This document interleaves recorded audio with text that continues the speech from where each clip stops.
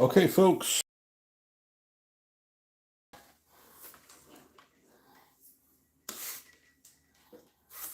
All right, let's get everything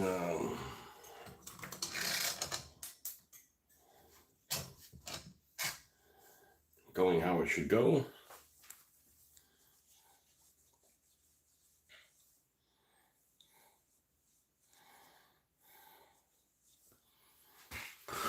All right, so we've got, we left off, we were working on putting together some clown cars. Well, it looks like the glue on this thing didn't take.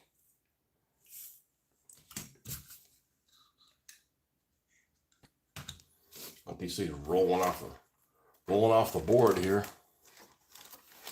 All right, we've got the items that each one of them has already bagged up to make it easy, because we spent a fair amount of time, trying to make these vehicles look different from each other and interesting and so forth. So we've got this goes with this one, and I am missing one. I hear it. Nope, not that one. What's the one with a mallet? There it is.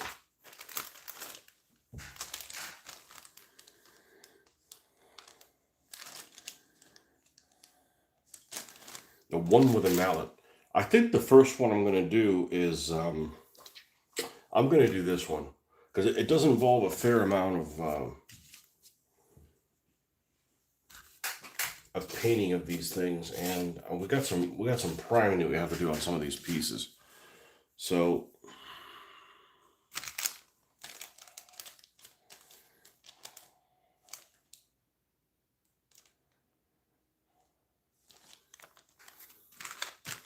yeah, that, and probably this one, because this one doesn't have. Where is the undercarriage to this? Sorry, I'm a bit out of sorts.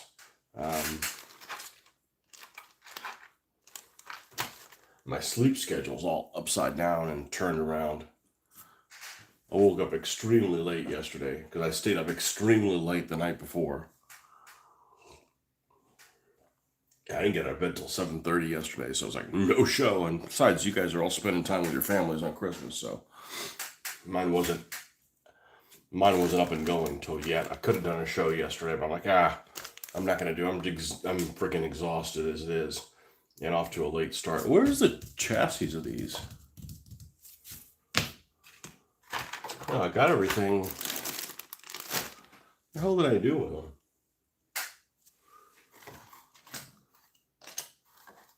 How very strange. Well, you know what? Based on that, we just won't work on one that doesn't have a chassis. We'll obviously work on this guy.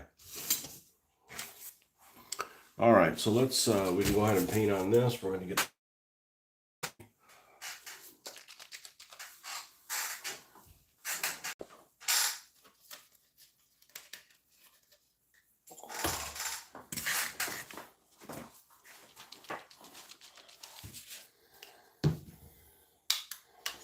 And here's the front. Here's the piece that's going to go on the front. This will need to be primed. We're going to keep the wheels in blue. We need to prime this also and glue this down also. Let's make sure this is the position that we wanted this in. Get a little chain gun kind of on a pintle mount of sorts on the inside of this vehicle.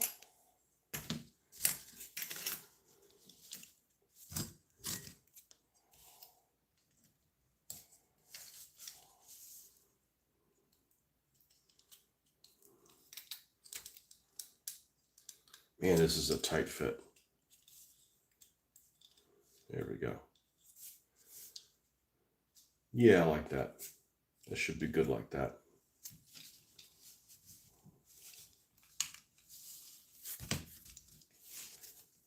Okay, so even with like the feet here. So let's remove this.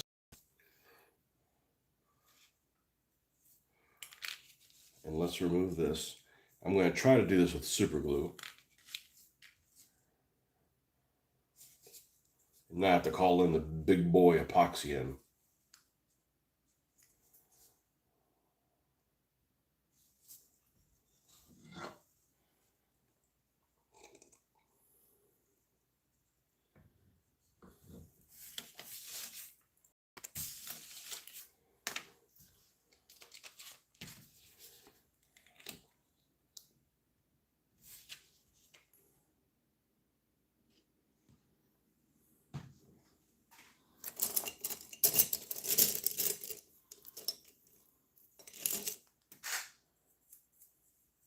That's a bit. That's a bit brash. It's gonna probably wipe some of this stuff off. Something like this is probably good. Oh, we got some comments. Hot Wheels, absolutely. That's what we're doing. These are actually Hot Wheels from a clown car set, and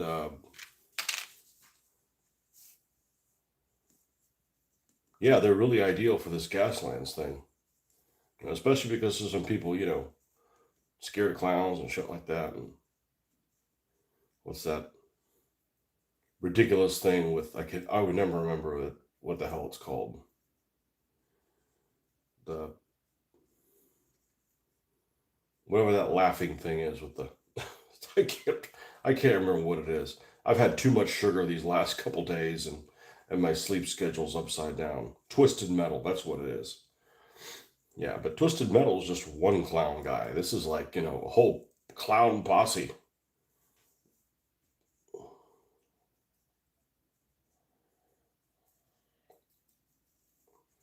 Maybe I should have washed this. I wasn't too worried about it. It's not really in a place where it's going to get any kind of wear and tear on it. It's inside this vehicle. Nobody's ever going to reach inside of it.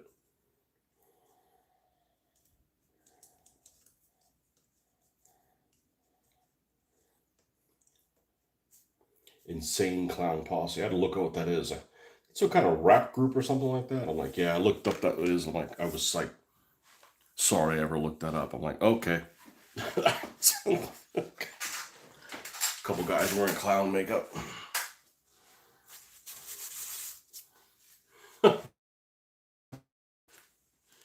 Evening here in Australia. Good morning to you. Good morning, man.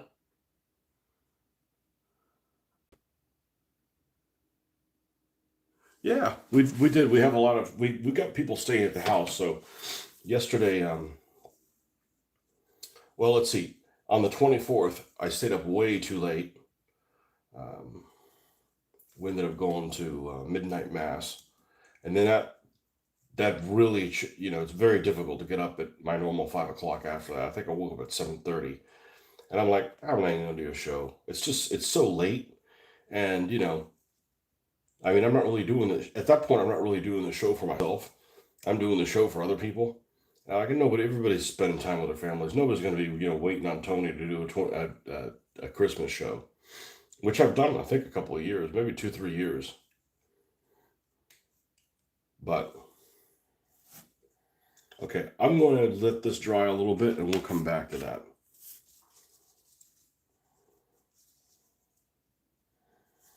Yeah, we didn't even start doing the present stuff until 1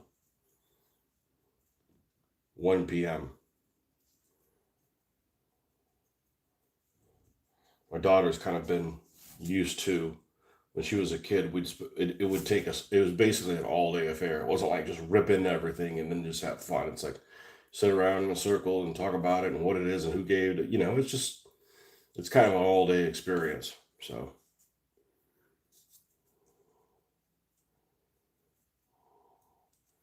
I didn't do any hobbying yesterday, but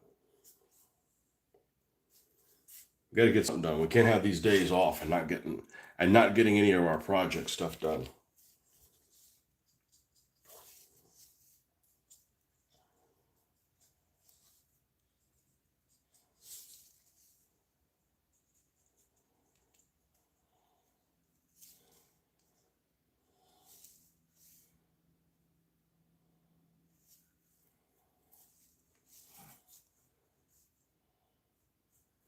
But one of the things that I meant to actually do for the holiday season is I got there's these sales that are going on this game that I play with a friend of mine called War Thunder. It's like half off for the subscription or whatever, and I missed it. I remembered yesterday. It was like too late. I'm like, fuck it. Well, I'll just renew the premium thing whenever whenever I play with them next. You know, I don't play that without someone else. See if we can put this in the middle of the pedestal. We'll glue this together here. I have a feeling at the base of this I'm going to have to stick with epoxy.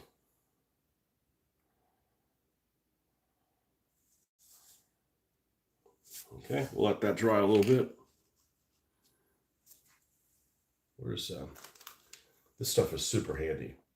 This stickum stuff, and I have only started using this last. I don't even know if I've been using it for 2 years, but like, hey, I need something to hold it in this place. All right, just put some of that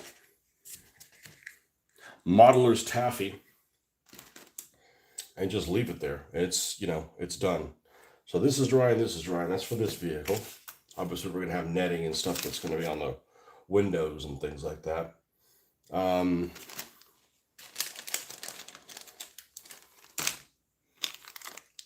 The Pie Man is this guy. Where is the bottom of the wheels, man? I had all this stuff together and the wheels aren't here. What's up, Ben? Did you have a Christmas? Oh, hold on a second. We just decided to cancel it this year. Did I have a Christmas one? It's cut off part of the conversation here.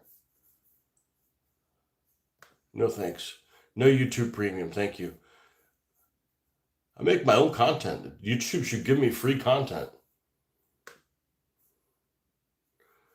Did I have a Christmas? That's where I lost. Is there more to it than that? Did I have a Christmas haul?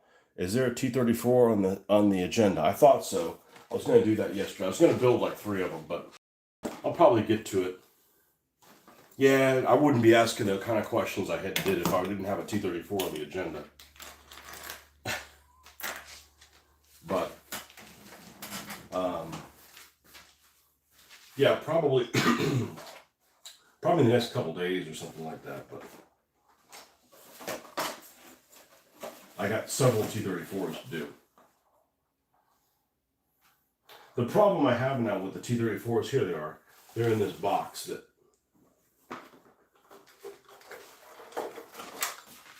Yeah, they're in this box here. The stuff that we brought in. So there's the netting for that.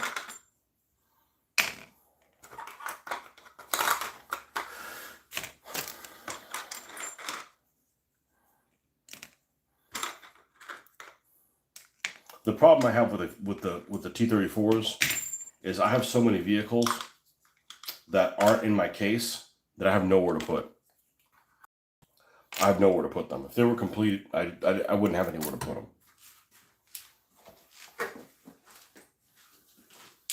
And that's what happened with these Hot Wheels vehicles, is that I didn't have anywhere to put them. So all right.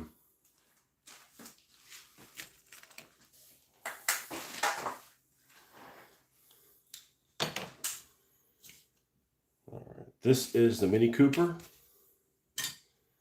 That's the Mini Cooper 1. And here is the body of the Mini Cooper, okay? And this is the interior of... The hell does this go to?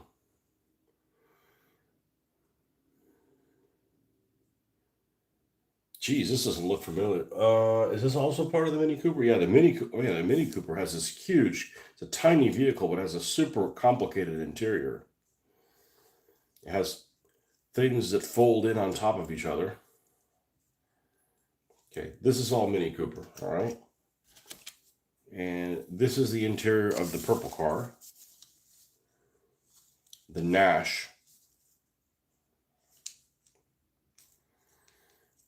And that fits in like this, okay. So I guess the Nash has red wheels. I didn't think it did, but...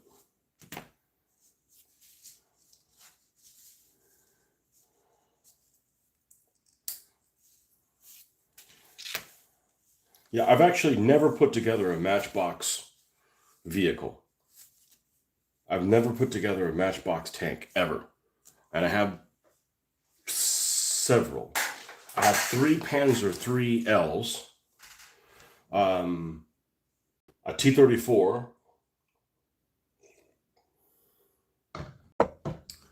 um, and three priests. I went out looking at that stuff yesterday, and I was like, "Holy shit! I got three priests. How the hell did this happen?" I said, "Well, that one guy at the flea market, that's what he had to sell," and I'm like, "I'm taking those." So I did. Okay, and then this fits, and this should look better already because we don't have all those goldness to it.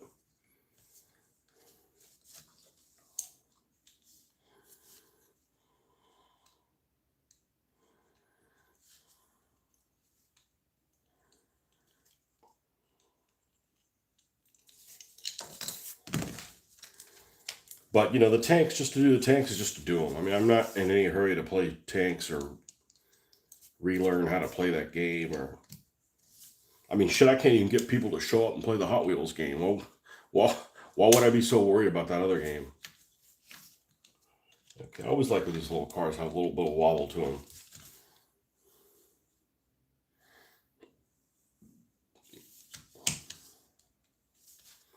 Okay, and this has these light blue windows. Okay, and then this is the one for that vehicle. Okay. All this thing has is a damn pie thrower. You and your damn pie thrower, which we're using as a mortar.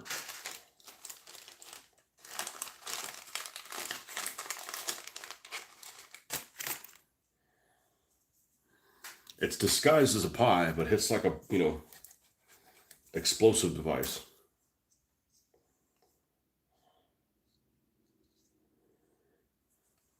Well, we basically didn't leave the house on Christmas. That's what we do now.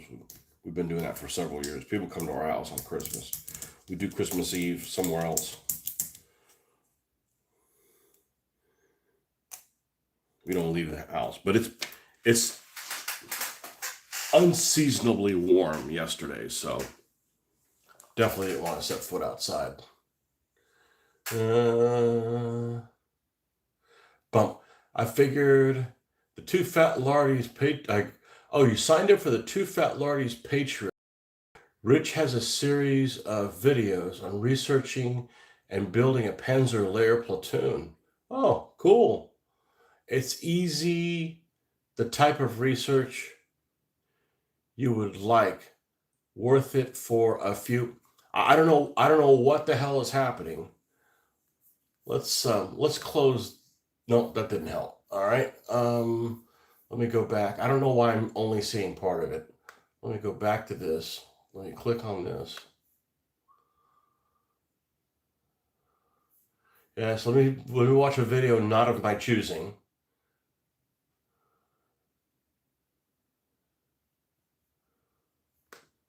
No, not my readers. This is actually my glasses. I have my contacts out. It's worth it for a $5 to watch them, in your opinion. You know, I don't do Patreons. And the reason why I don't do Patreons is, well, a couple things. It allows me to say I've never done Patreons. And as soon as you do one, you lose your virginity. But, I don't ask people for money. And, if people want to do that, that's fine. If I subscribe to anybody's Patreon, it would be 3D Box. And I don't. I mean, I like Hot Wheels. I like watching his show. I'm never going to build a Hot Wheels racetrack. That's just, you know. I like to build these things so they behave a certain way on the racetrack. On the racetrack, not, this could be the fastest vehicle. The fastest vehicle could be like a hearse or something like that, and you can have like a performance car that's really slow because it's irrespective of what the vehicle is. You're just basically like rolling pieces of metal down this track. So what I really wouldn't do is what's his name that does the crashing ones. I'm not crashing my vehicles into each other. Nope, not going to do that. And that probably makes some people cringe too. that collect Hot Wheels, collectors device, collectors things, or what the hell just happened? Ended up picking up something I didn't even know was attached to it. I don't know, folks. If you got 20/20 vision, get all your painting done. Because man, once you start getting out of 20/20 vision, it's a pain in the ass. You're like the fucking mole man. You put glasses on. As soon as you put on glasses, you're like tunnel vision. You start like being fumbly and shit. That used to never happen. And then I mean, I've always been nearsighted, but I would put my contacts in and would just paint. But man, as soon as you put some kind of glasses or I take them off or whatever, stuff that's out here, I'm not worried about it. I'm like a bull in a china shop. And maybe if I'd always been klutzy, it wouldn't be that big of a problem. I'm just like, yep, that's just how I am. But it's just shit still new to me.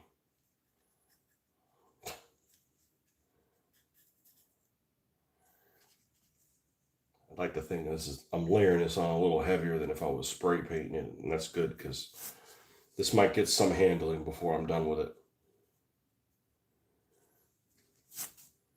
But no, I didn't get a haul of hobby stuff, and I wasn't expecting it. I don't need it, and I didn't want it. If I want any hobby stuff, I'll buy it my damn self.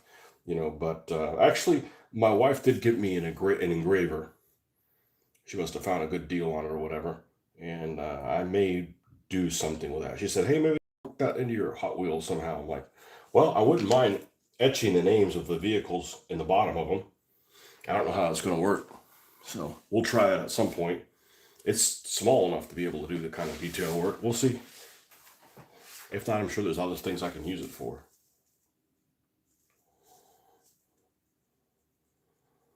But no, I don't rely on people buying me, hobby stuff because, let's be frank, they just buy the wrong shit. It's just, we have very particular set of needs that are very, very limited. I certainly don't need any tanks. I certainly don't need any Hot Wheels. A few months ago, you mentioned a plastic toy soldier or toy model convention. Do you remember what that was called? I remember it was coming to Austin in January, but can't find anything online. 3D Bot is awesome to watch. They do a great job. Yeah, you bet, Ross. Not only you know what? I'm disappointed that it's one guy. And I'm not disappointed that one guy does all the heavy lifting because I knew that he did. I'm disappointed that 2D isn't a separate person. And that's really the only jab I have at him. And here's what I mean about a jab. And I mean this kind of tongue in cheek. I am just too lazy to edit anything. I don't like to edit anything that I do, even the videos. If I edit them, it's just because, to cut some of the crap out. But this glue down, let's go ahead and prime this. I really hate hopping around like this, but there's just no, due to drying times. And once I found out that he was basically pulling a Phil Henry, actually not really a Phil Henry. And Phil Henry, by the way, is this radio personality who did this talk-in show. I found out about, I don't know, 15, 20 years ago, whatever. And it was on my talk radio station. And I liked it because he's basically like this commentator who would get people to call in, and he would have these guests that were outrageous. They would have outrageous positions. And Phil Henry basically got people fired up to call in and basically disagree with his guest. And the guests started sounding familiar at different times, or different guests started sounding pretty familiar. And I started realizing that it was the same person or persons doing the guest voice. And then I found out that it was actually him doing everything other than the person who called in. And that's insane. That's extremely talented and probably a severe case of schizophrenia. But I was also disappointed because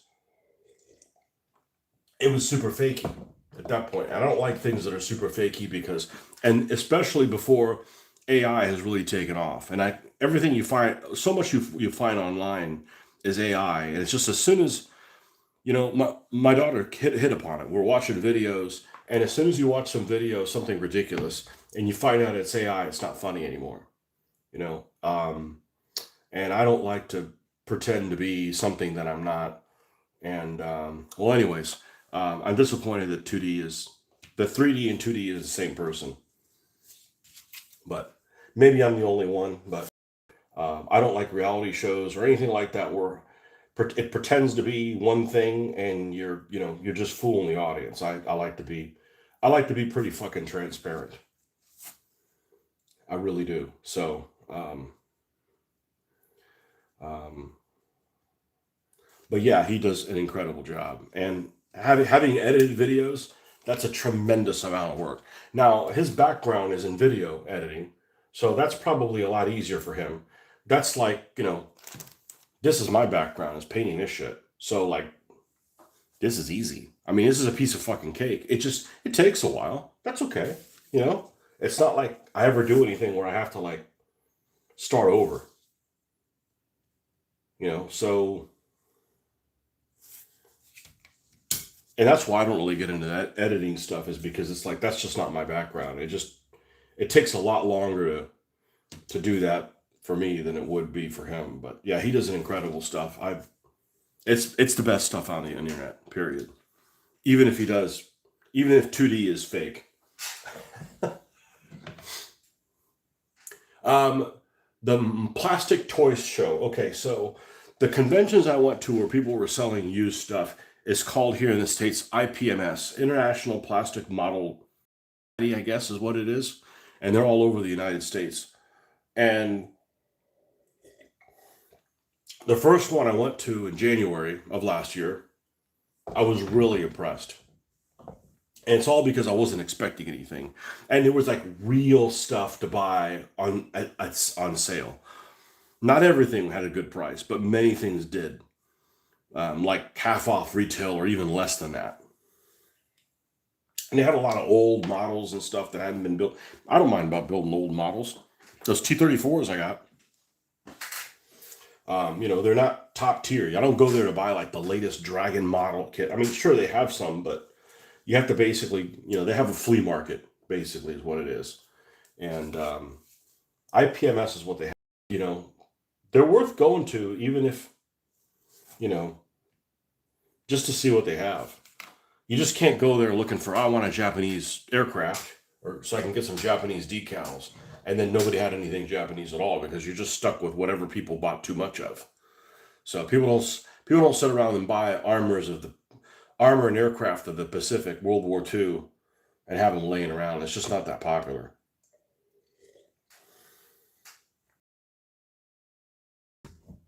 So each show I went to throughout the year, I went to 4 of them, I think. I was less and less impressed with. So I started off like, man, this is awesome. I'm going to go to all of them. To like, I'm not going to even go to them anymore because first of all, I got so many damn models now.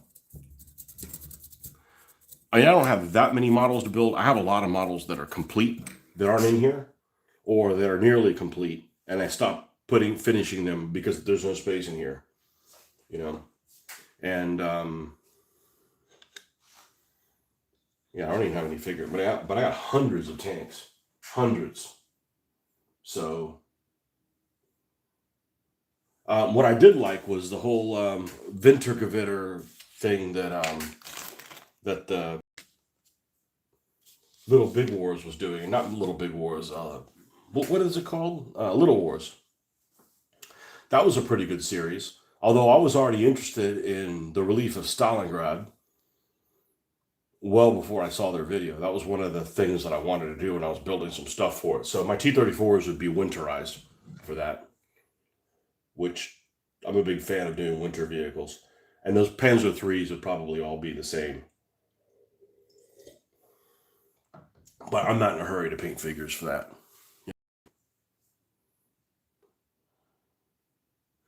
Thanks for the info. Did not realize they were one and the same.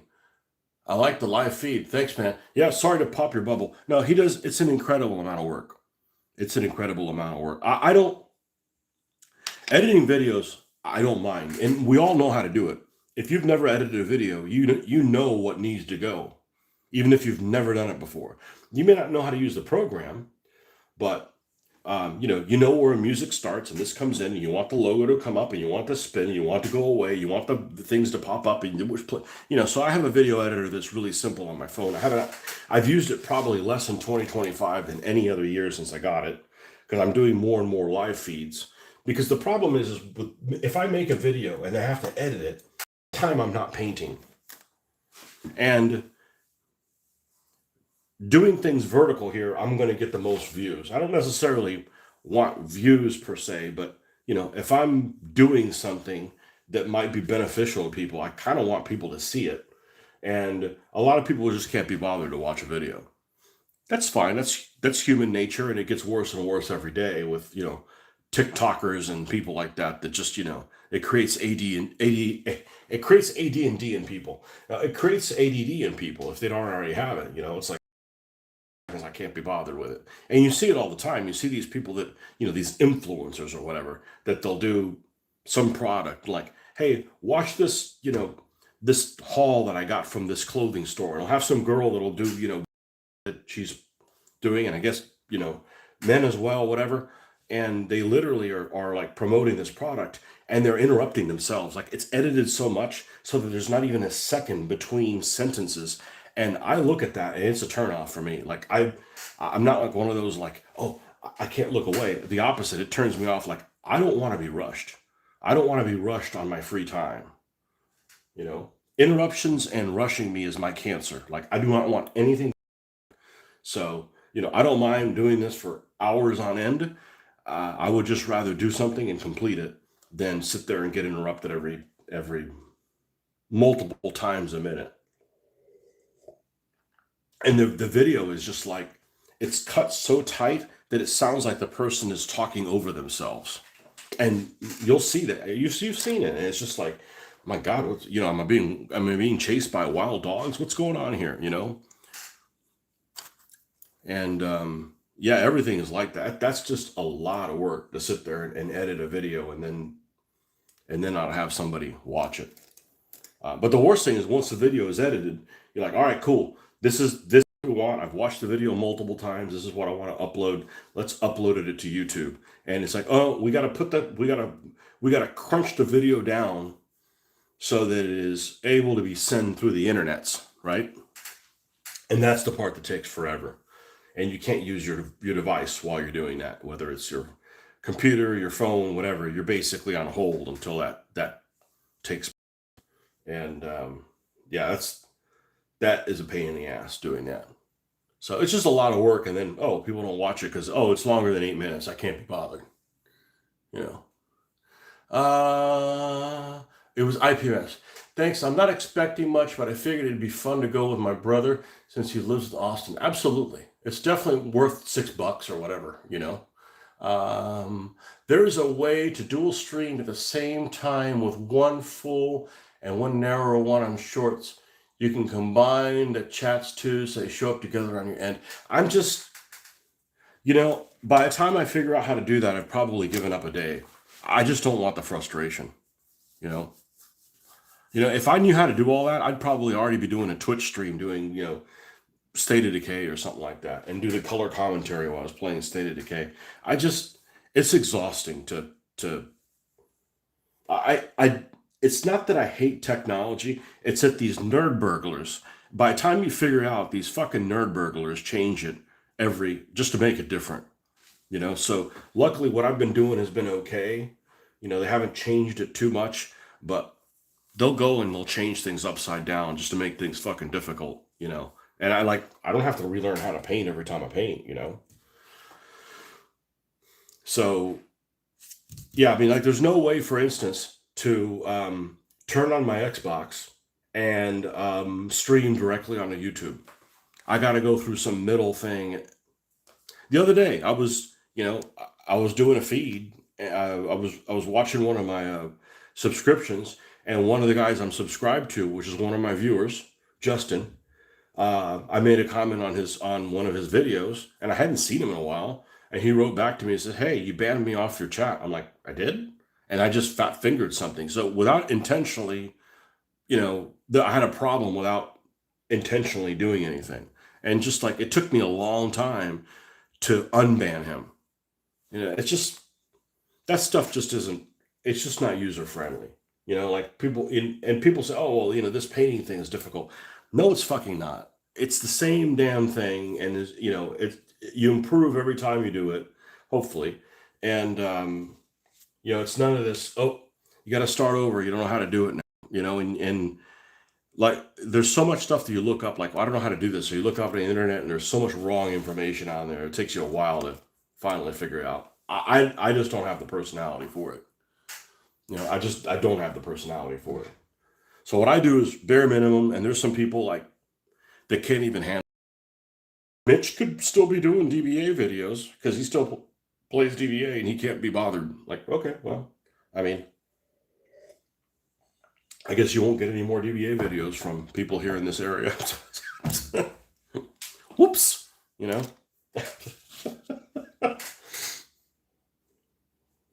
Technology should be make your life easier, and if it doesn't, then it shouldn't be invented. Or I don't want to have anything to do with it. Okay, this thing is primed. This one we gotta wait for that to dry. This is. What do we need to do on this guy? Where's this has the blue windows? Yeah, this has the blue windows. This looks like I painted the windows black, but I did not. Okay, this is the one that has the pie thing on it. The pie launcher.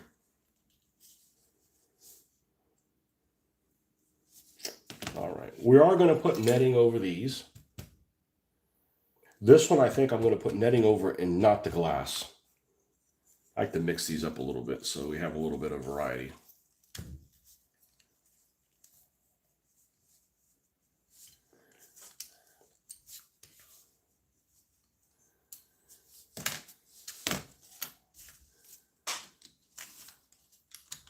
Yeah, these nerd burglars make things too fucking complicated. Let me give you an example, okay? I'm filming on my camera, on my phone, right? Which makes a great camera. There's absolutely no reason to ever buy a fucking camera, just use your phone. However, if I'm filming through here, I either have to film through the back so I can't see the picture from the front. I literally have to go around the back and look at it. Or it only films in reverse. There's no reason, there's no way to do the forward facing camera.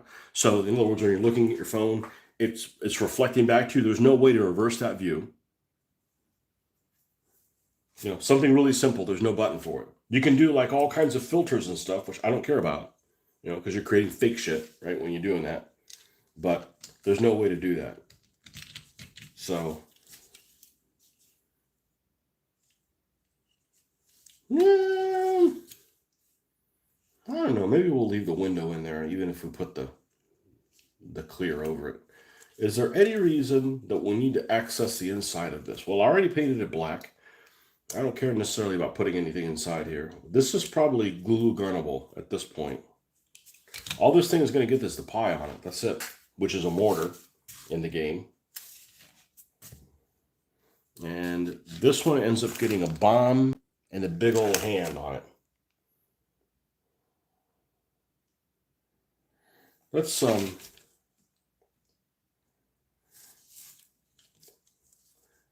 Let's go ahead and dry brush metal on this thing, and then we'll seal it up. And I need to get something to drink.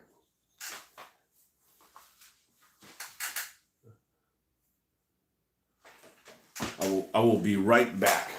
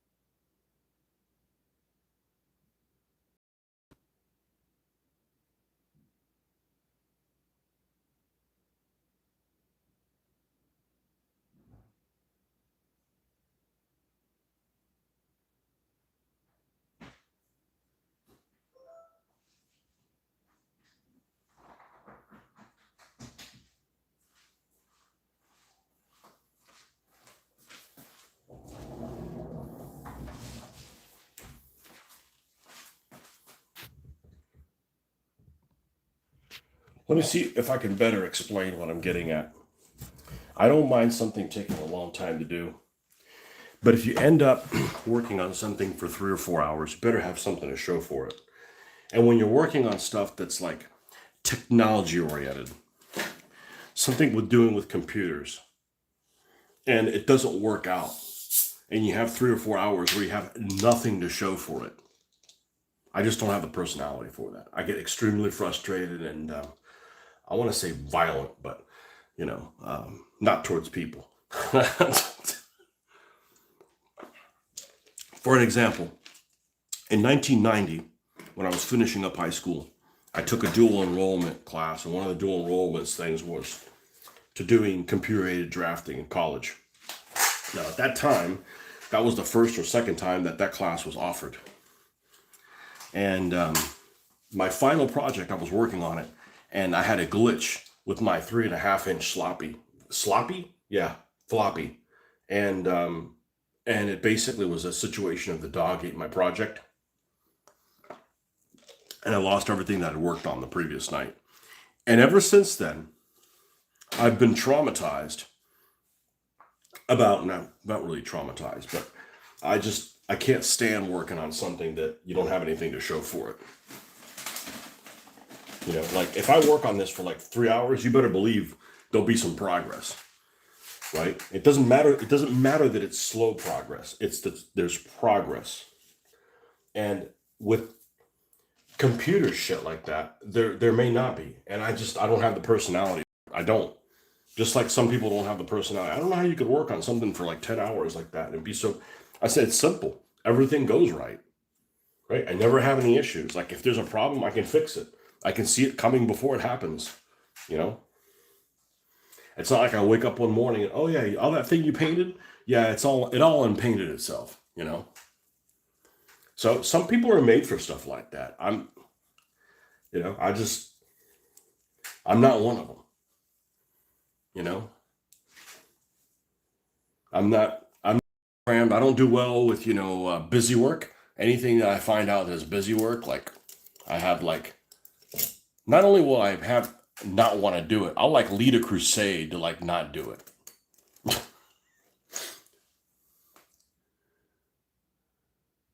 uh I don't think I'll be doing any plastic half-inch Japanese half once every second for a while. I have the 6mm hoplites coming in the mail, and we'll probably be doing more 6mm after that, or 2mm. I hate painting the inventory in that size. I don't dislike that scale at all. I've played a lot of, we'll call it micro armor, right? Um, I don't mind the micro armor scale. I don't mind playing 1 to 5 scale. I don't. I mean, I've done it. I look at it. I'm like, you see 3 tanks. I'm like, oh, it's a tank company. That's what I started with. You know, Went out chasing the roadblock. Damaged car. Okay.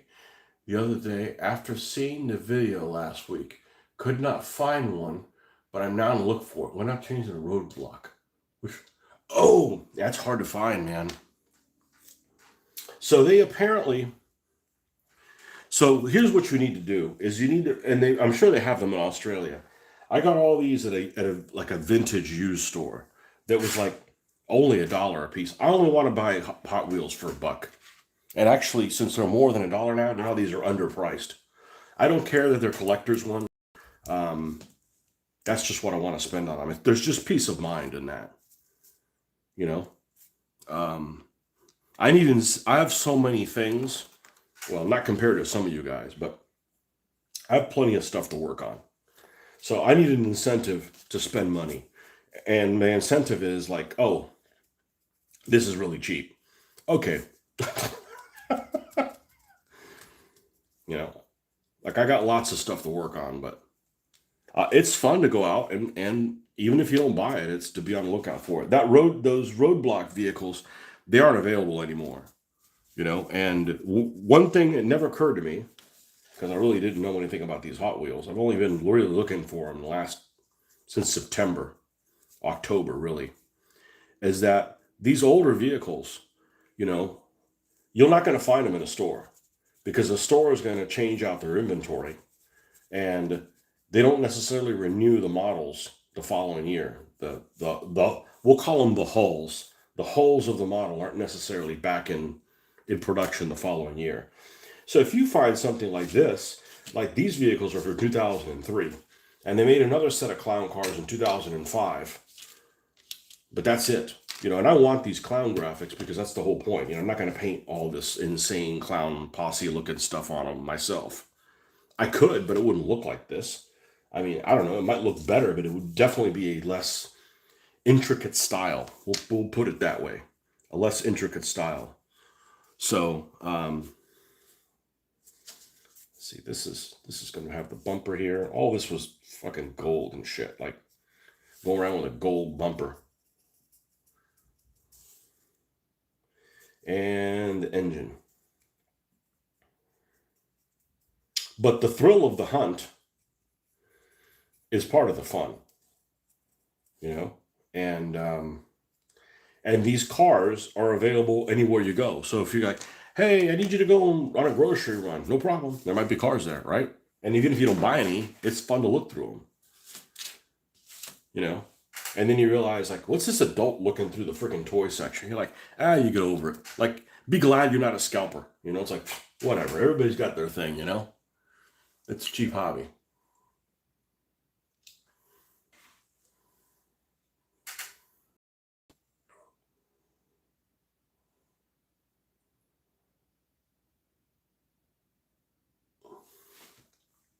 So,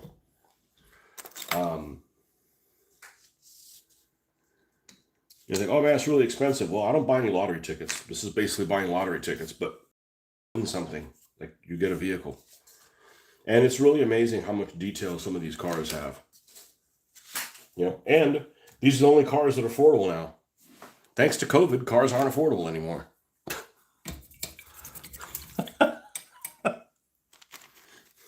Lucky for you guys that live somewhere where you don't have to have a vehicle.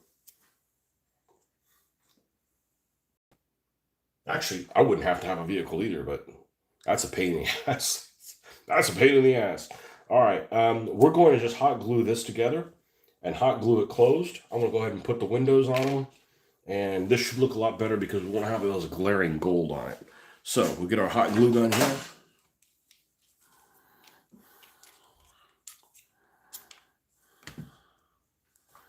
Yeah, I've subscribed to a couple people that do like hunt for.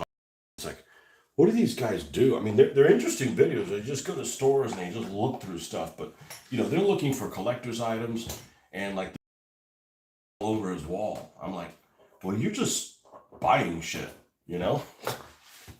Like, I'll put them on my wall, but they got to be finished first. We got to we got to do something with them.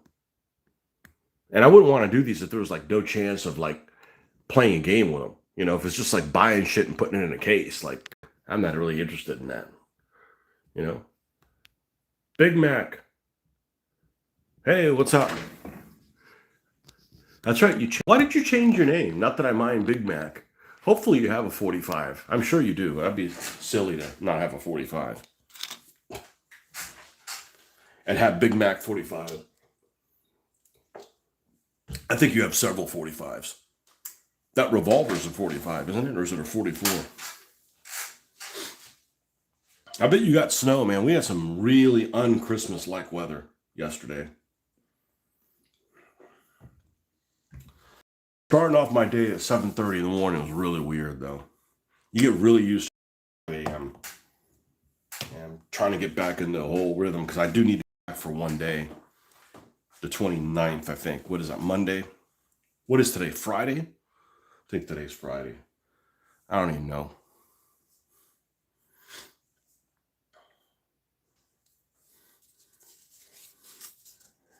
But yesterday was like, I got up late. We got people staying at the house. Today I'm like, I don't care if the Pope's sitting here, is staying here. We're doing a show.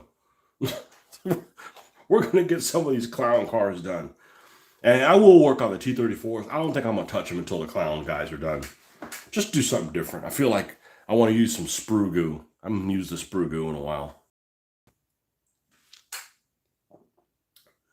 It's a 44 mag. That packs a wallop.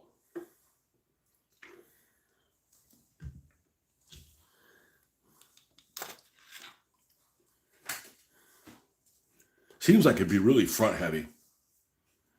You know, like not balanced really well in your hand.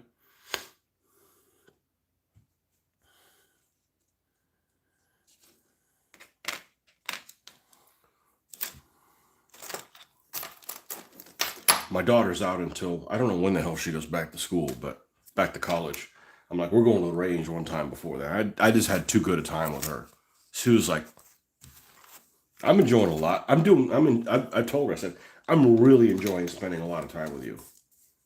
You know, it's not like we're divorced or anything like that. I'm just saying that, you know, she wanted to do stuff with dad, and you know, and even if it's just like, hey, let's go to the grocery store. I'm just, and I have before, you know, it's just kind of cool, you know.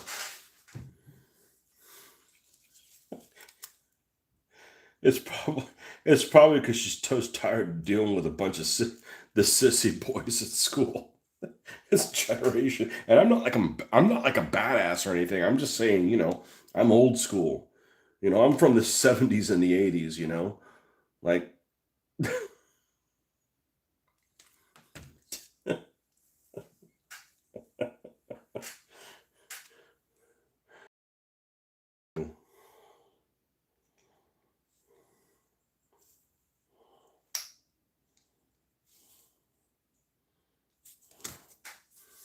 all right. Let's put this in here, and whoops. Actually, of all the people that I know, my biggest fan of this stuff is real. I mean, not saying you guys. You know, we have a relationship. We just don't know each other. What? It is my wife. She really enjoys. She really appreciates it, as opposed to the tanks and any of the other stuff I've ever done. It's just relatable, you know.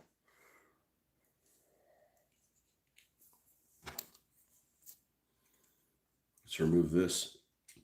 If you guys don't have a hot glue gun, I should have gotten this decades ago. Really very useful. Oh, did I fuck this up by waiting a little too long? No, I did, didn't I? Well, here's what's forgiving about it. Yeah, it cooled down too fast. It's good on the back. On the front, we need a good fit. That's because I use the hot. I normally use that with. Let's hold this tight and try not to burn ourselves, and let's seal this fucker closed.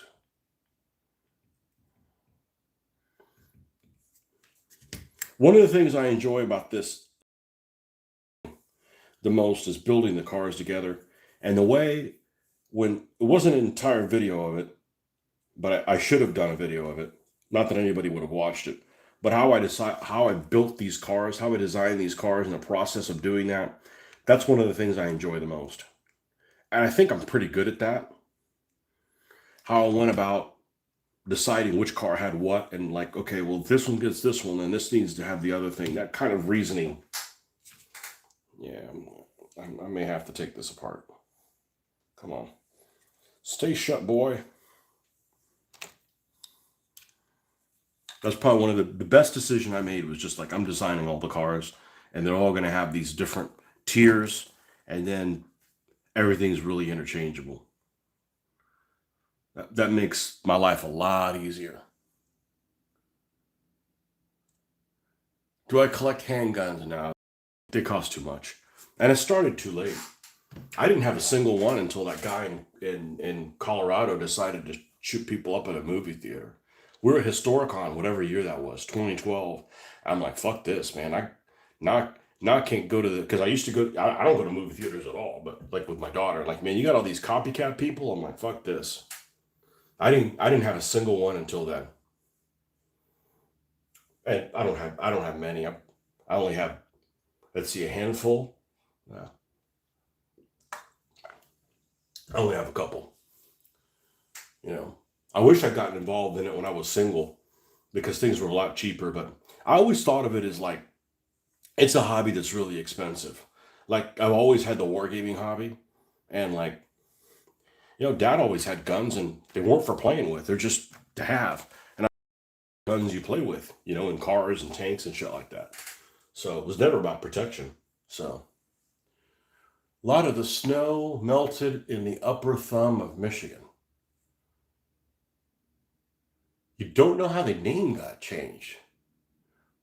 Well, luckily it got changed to something that you like. I always wonder about that when people have like their handles, and like your number makes sense, okay? But sometimes you'll have like if my name got changed to um, Hot Wheels 8734, like what's the 8734 mean?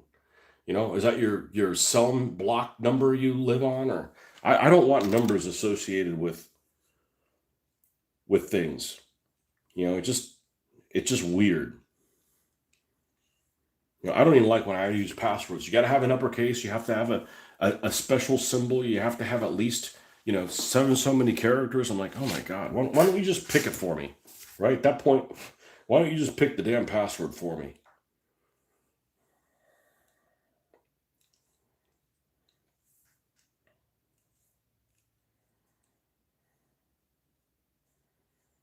I think this will work. I think this will work at this point. Okay. My launcher thing. Oh, we missed a whole. See, the glare didn't allow me to see that, and I'm missing black there in that one spot. Well, let's see if we still have some alive. Let's do. See, if this had been a computer program, I'd have to start a ground zero. Here, I just like, oh, let me just finish it where I left off. Right? No harm, no foul.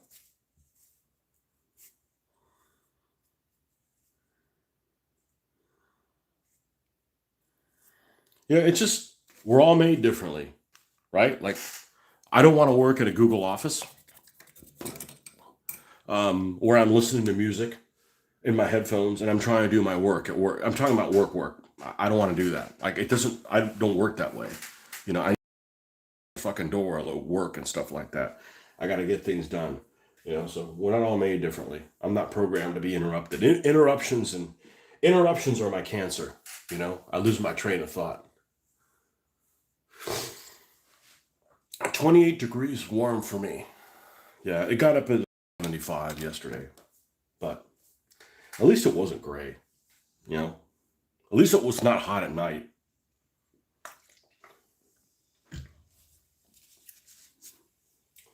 And actually, it isn't that bad. What's bad is when somebody wants it this way. When it gets to like 60, they complain that it's too cold. Go live in a rainforest, man. God, that was loud. So I'll take all the cold days you can give me in Florida. And 28 degrees is not cold, especially because you're not in Florida. 28 degrees in Florida is colder than your 28 degrees because it's humid and it penetrates. It penetrates your bones. Oh, and when we went to Colorado, it was like 18 degrees at night. When we went, we had to sleep with the windows open. We couldn't sit in the hotel room with the windows closed. It was intolerable. It was just the damn dryness. Yeah, 28 degrees ain't nothing. Okay, so this the Nash hole. Now we have to have some variety of names. This guy's ready for me to prime the stuff. If I go ahead and do that, is there anybody else with the same type of treatment? Well, the whole back of this funny car can get that.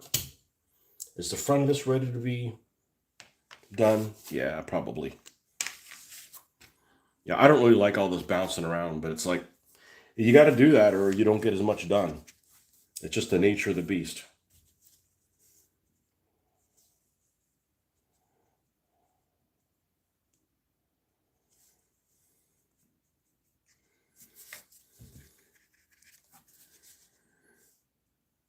Yeah, I could never work at a Google office. My wife worked at one for a while. I just, I never, even when I studied stuff for school or read something, I can't read something at like a Starbucks. Like if I go to a Starbucks and I'm not reading a book, like no, no, I'd be constantly like, huh, hmm, I can't focus and I read the same sentence multiple times, and I am not a good multitasker, and I'm proud of it.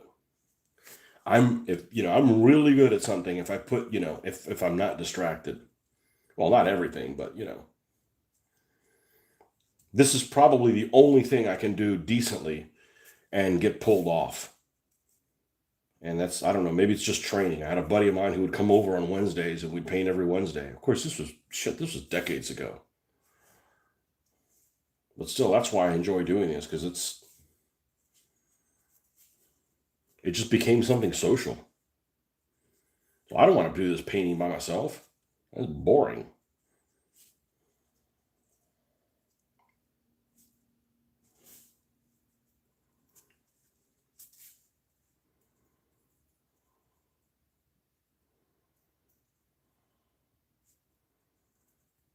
I'm doing all this, but none of this is going to be visible.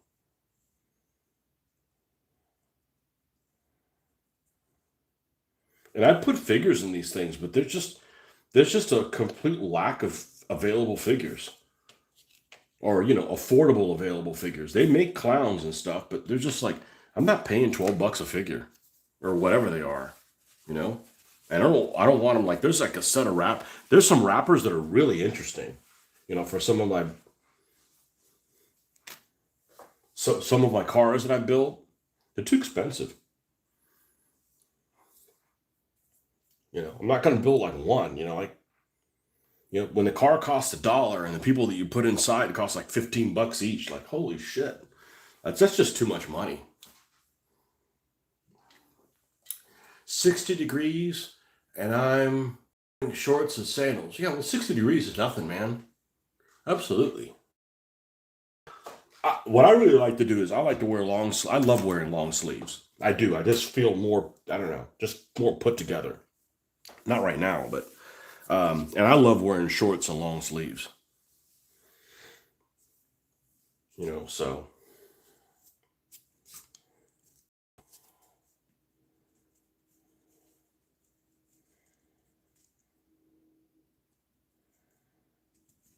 Okay, second coat on that. That's good to go. How are we doing how are we looking at oh boy. Uh-oh. Well, luckily it's the bottom. Don't need to worry about that much. This is going to fit pretty much flush with this. Yeah. Okay, so all that is covered. This is all going to be metal. This will be closed up. We are going to put wire mesh over this. I'm probably going to do the wire mesh in blue so that it matches the blue wheels. Otherwise, why does this thing have blue wheels and nothing else blue on it? Like if you look at, we'll say rice rockets for lack of a better word. There's people that have all these tricked out Honda Civics and WRXs and whatever else cars that they have. And you'll have a car that's like, I don't know, red, right? And it has these Brembo brakes that are like this color, or they're like that neon green. I'm like, and that's the only thing neon green on them. I'm like, that just doesn't go. It just doesn't work for me, you know?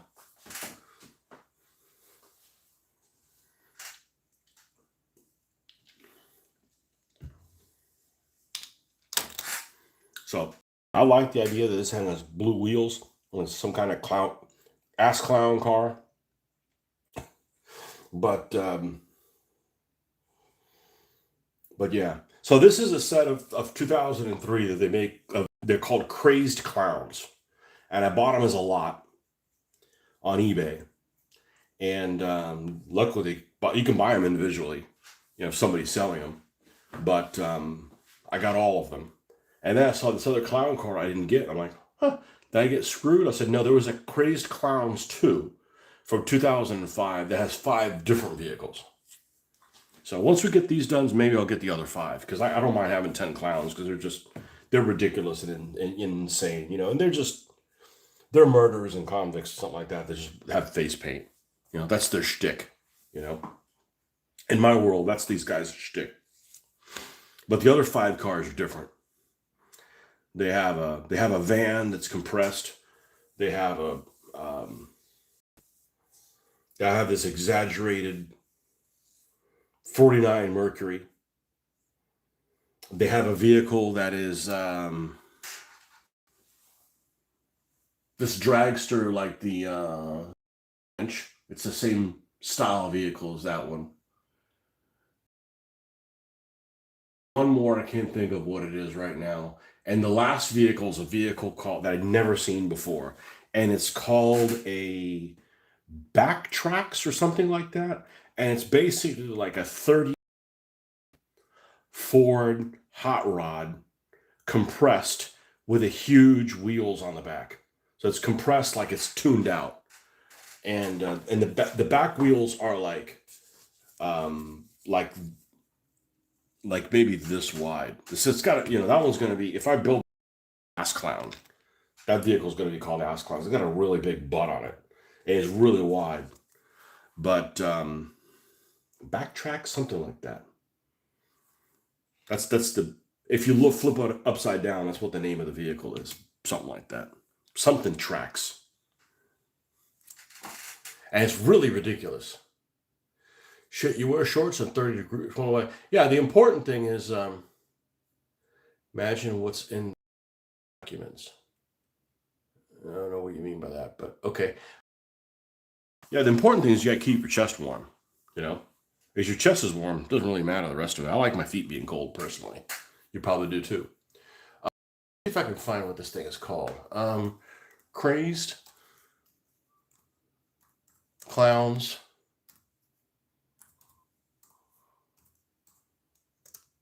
2 car set list.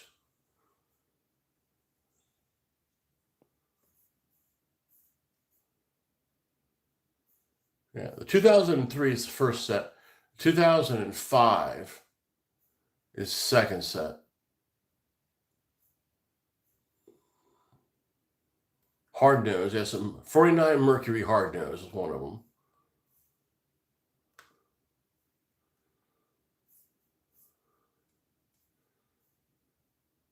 It's a Shelby Cobra 427 fatbacks. That's what it is. All right, I'm going to show you a picture of it. It is not in the clown.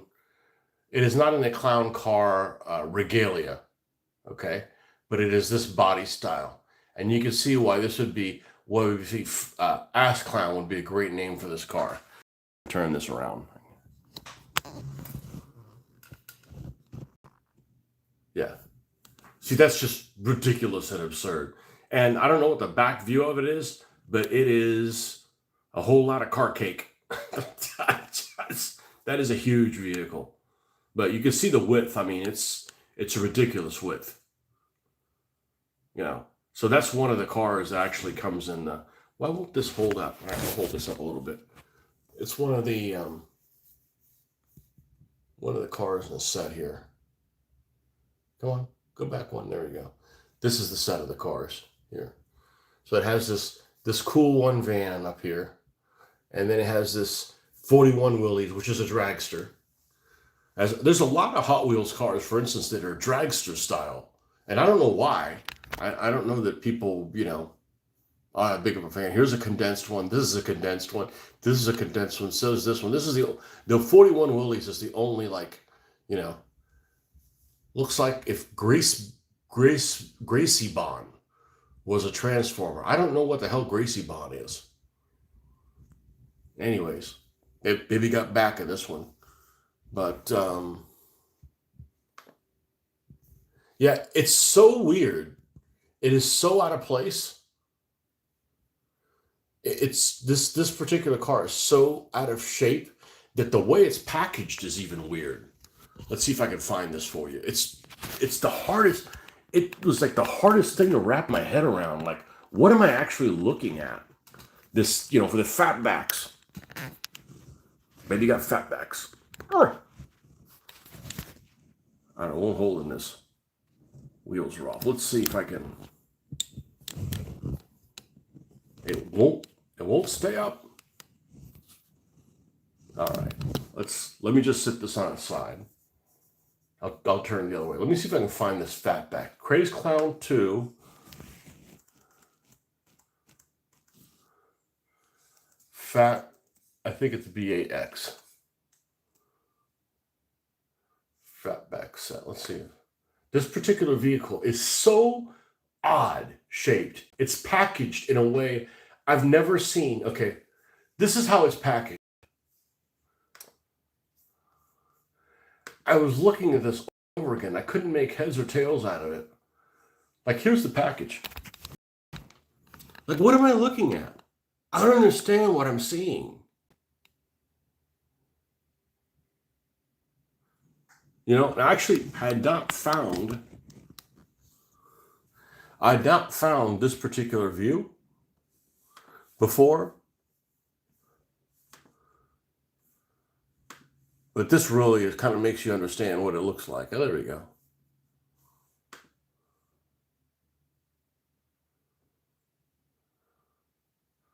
Come on. You can do it. I know, it's spinning. Now, can I make this bigger? I sure can. So that's going to need to have some lunatic driving. It is extremely wide. Might just be fun just for yucks, you know? Actually, it's got a lot of flames. It's probably flaming ass clown.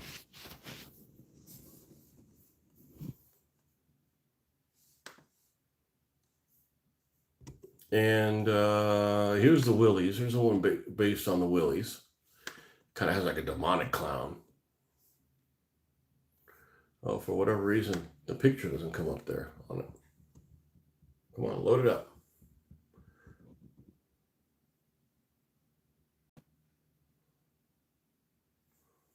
I keep forgetting I got one of these. I got a tablet that, this is, what's this called? BLZ Bobo or something? I don't know. It looks like a demonic clown.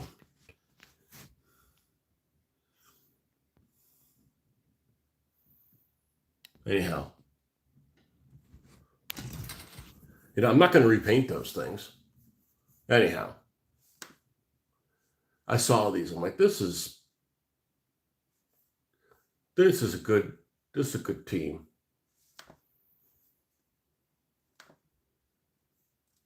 All right. Let's see if I can get this back in the right positioning here.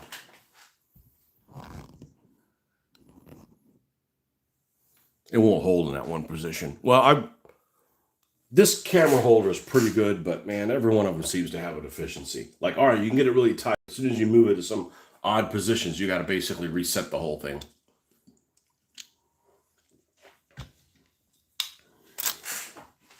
Okay, so this is drying. Okay, this is the pie launcher for this one. Okay, this guy gets this ridiculous hand.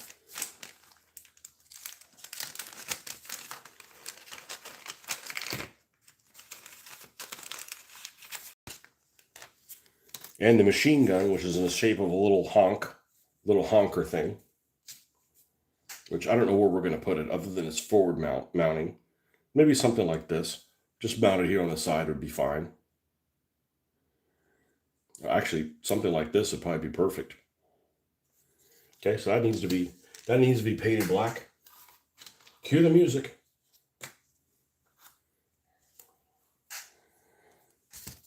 And the big bomb on the front. Which we might as well cut down the size of this.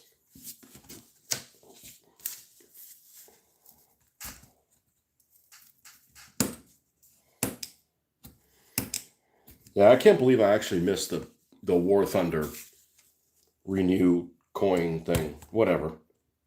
I'll pay full price. I'll wait to do it until my buddy's available again.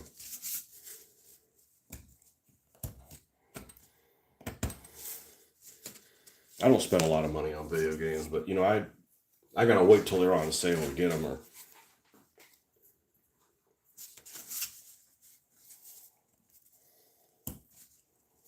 just something to do in between this stuff.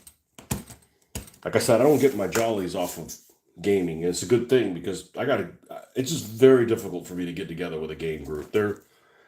The schedule that Mitch has is just fucked up compared to mine. It is just totally different. So I'm glad I have a lot of time to paint and not a lot to game than the other way around.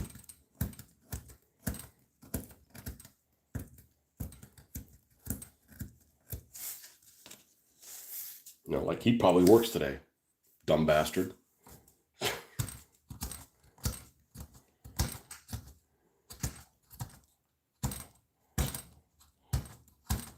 And I'm probably not going to play this again at his house.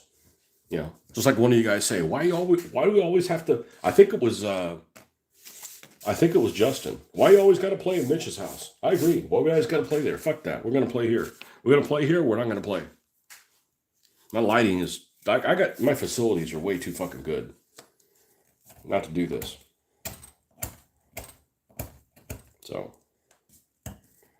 we'll try to get in January. If not, we won't play in fucking January. Like we're gonna keep building shit. It's not like he's not getting any gaming done. He plays on Tuesday all he wants.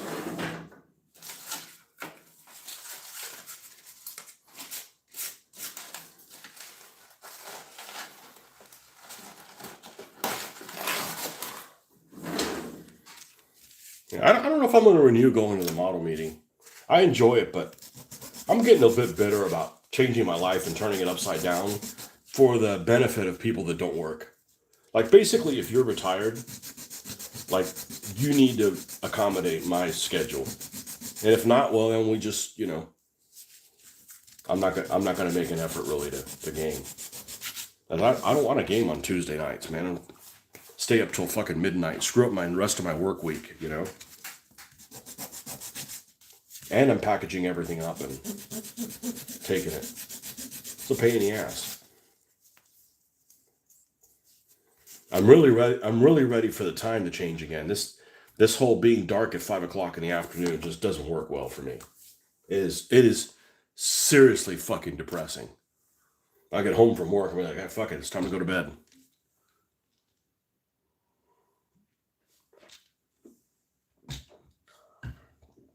Gracie Bond. What the hell is Gracie Bond? You know, one of these kink cartoons, is it?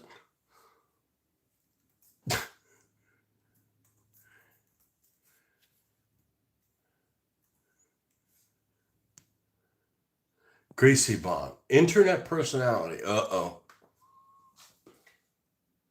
Yeah, it's ridiculous. Who is that? Panamanian.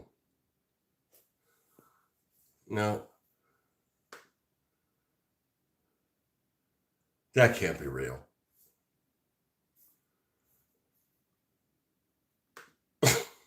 Yeah, I guess it would be like that. Yeah. Yeah, that's what the back end of that looks like.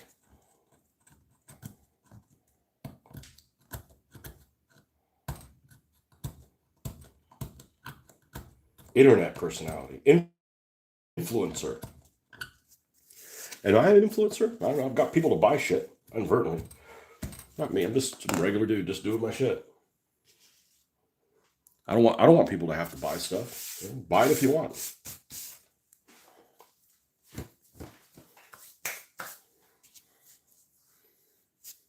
Nobody's actually said, "Hey, I'll send you some products if you want to like promote." It's fine because I wouldn't take them up on it. I mean, you just wasted your time. You know, there's things that I promote, and I'm going to promote them for free because they're cool and they benefit they benefit people. But and I don't want to be like, well, I'm supplied by Vallejo Paints, and and I gotta basically sing the tune that they're great. Like, no, you start making stuff that sucks, I'm gonna call you out on it. Okay, what I'm going to do on this thing is I'm going to cut around the end of this. I don't want this big plate per se on this. And I may regret this, but I'm going to cut around this so that it's basically just the frame on the bottom, and that's what we're going to glue on here. Yeah, and this fucker is going to be red. No doubt about it. The whole damn thing's going to be red. Let's get my clippers of unusual size. Gracie bond. How do you even know what that is? Maybe you get that suggested to you and you don't want any of it.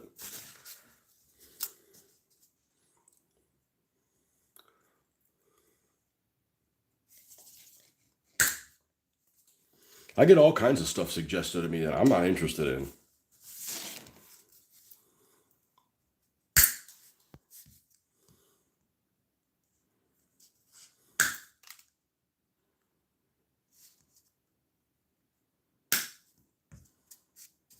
I hope I don't fuck this up. I think I got a backup plan in mind if I screw this up.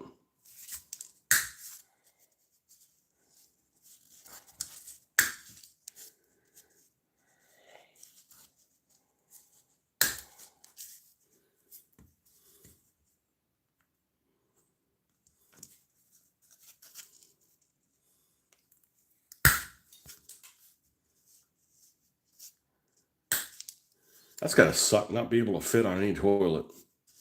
Anytime you go to the bathroom, you don't fit on any toilet. All right, we're not gonna leave it like this, but we've certainly removed the footprint size a little bit.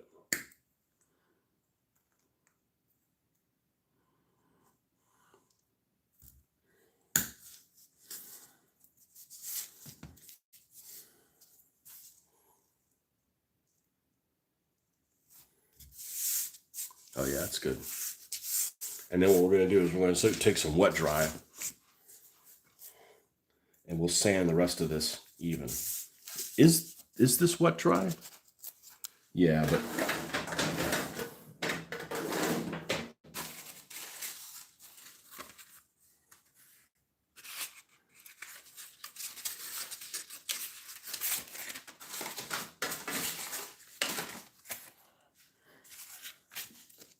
this is a good size. I'll use dirty water. I don't give a shit.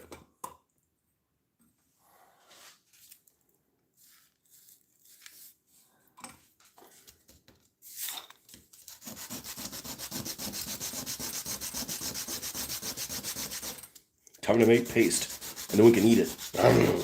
I heard the stories about kids eating paste in school. I never saw that. I never saw some kid that ate paste. Like, oh, I remember when I went to school with Benny, and Benny was a paste-eating kid.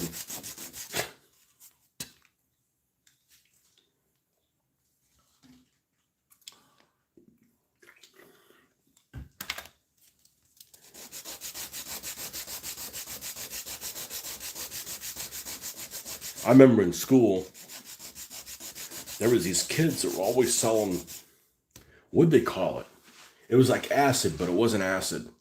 It was like they'd take like sheets of paper, and I want to say it was even like ruled paper for school, and they would like, it was cinnamon flavored, and he would sell it. I hate anything cinnamon, so like, you're selling to the wrong crowd for me, but they want you to buy like paper, and maybe it was acid or something like that. I don't know. I never encountered any drug dealers in school, but there's people that they'd get paper. They'd have a little, and maybe maybe it was acid. I don't know, but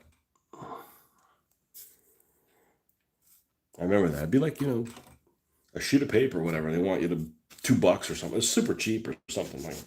Well, why would I want the cinnamon taste in my mouth, man? Or like Red Hot cinnamon taste. Like, at least that's what they said. I don't know.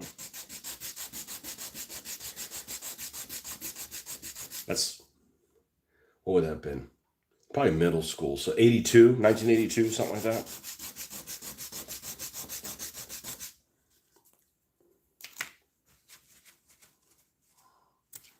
Back when those, what was the name of those stickers everybody would have? Those gross stickers. Was it wacky packages or something like that?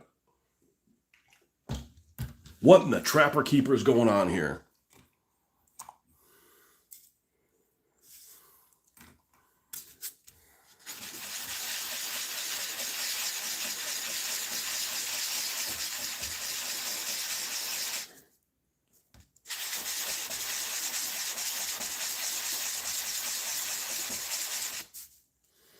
Man, it's hard to do this and not grit your teeth. I'm like, man, I'm gonna have powder like this on my teeth too. Like,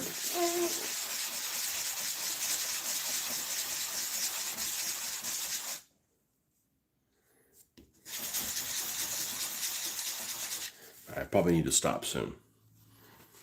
Not the whole show. I mean, of doing this.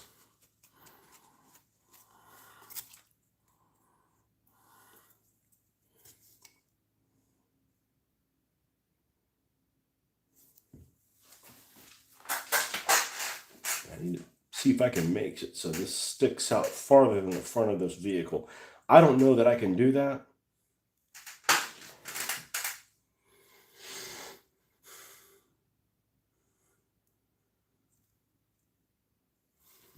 So it hits somebody and ends up hitting the bomb first. That's exploding ram.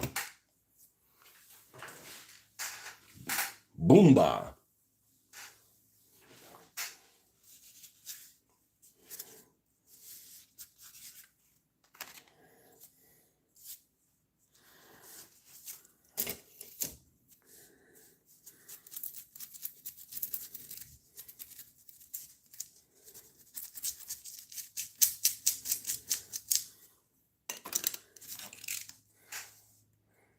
Man, I feel like I didn't have to listen to Christmas music for very long this year.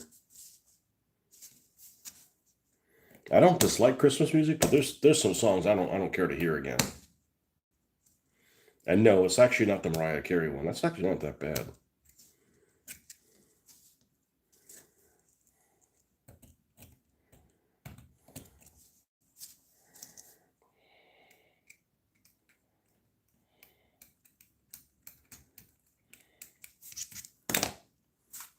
I don't think I actually heard it once. Now that I think about it, I don't think I heard that.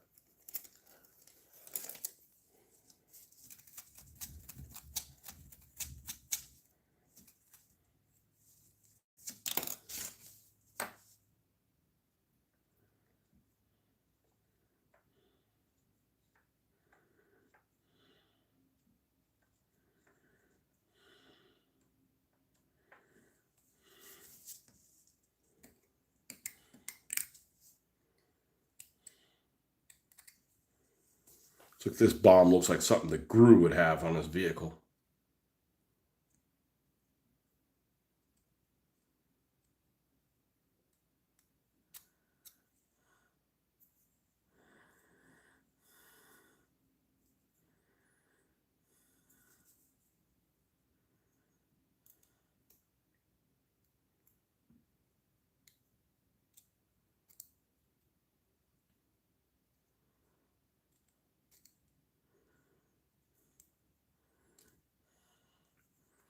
Well, I guess next year we'll have to do the mistletoe.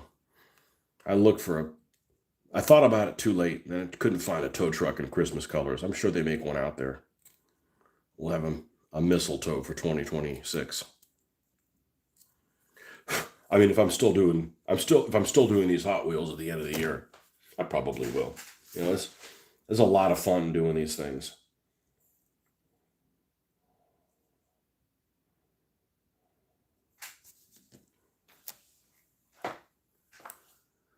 The only Christmas music I heard was when you were getting the free stuff on cards. Yeah, okay, good. I'm glad you're here. We can talk about cards. So here's the thing I dislike about cards the most. I hate attacking. I think the game is really unbalanced. I think it's really unbalanced to have to only get 4 cards and go first. So by the time the other guy goes, he's got like what, 7 cards in his hand? I hate going first. I'm not saying I can't win any games going first. I'm just saying it's a lot harder than defending. Now, sometimes you end up being defending and somebody's doing that whole Japanese tank rush thing where, every time they hit you, their tank goes up one, and you don't have a vehicle. You don't really have anything until you get to 3 and 4 points or whatever, and somebody gets an unfair advantage on you. But that's kind of rare. I think defending is so much stronger than attacking.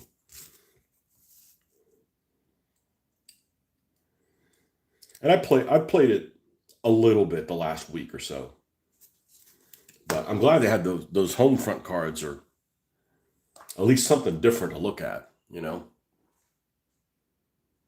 Happy holidays, man. You too. Haven't been playing. I was just logging in to grab the free stuff. How are you liking the home front expansion? It's interesting. I don't know that I've seen something that was really super unbalanced. Um, I'm glad that whole commando raid thing kind of like petered away. That was really annoying for a while there. Seemed like it got nerfed. And I don't think the nerf was really powerful, but it got people from stopping to play that game.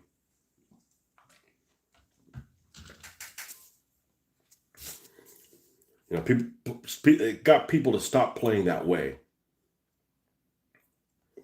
And I don't mind being some kind of like chintzy way to play the game, but when like every other person you encounter is playing that same way, that's old. That gets really, really old.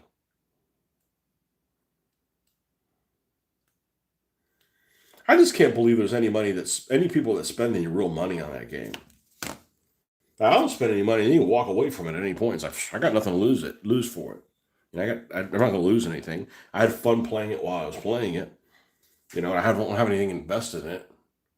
Saw some really neat looking Japanese cards. That game will forever have the greatest art. It does have some incredible art. It has some incredible art.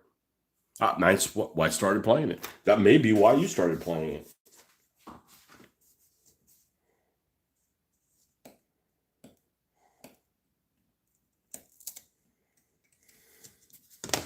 You know, the only deck that I've made to play in the ranked thing is an American deck. It's an American with a British deck. And the only reason I have the British as an ally in that game is because they have that one, and I have four of them. I've maxed out that one thing where you take somebody's cost, and it ends up being their attack, and you take their attack, and it ends up being you flip the cost and the attack thing. So you end up you can take some heavy vehicle or whatever that's like an 8 attack, and now it's 8 cost to activate it. It's like really, you know, you do something that gets pulled on you, like takes all the wind out of your sails. You're like, "Oh, I can't wait to take the wind out of somebody else's sails." So I got 4 of those. That's the main reason to have the British for me. That's a really useful card. And the other thing it has what is it, the Yorktown? The Yorktown that for a cost of 6 you can put down like 4 of those Brewster Buffaloes in the front line. Once I get to a game where I can put that down, I'm probably going to win. Like if you give me a chance to put that down on the front lines, that gives me enough of a buffer that you're dealing with those Brewster Buffaloes, and I have a really good chance of winning that round.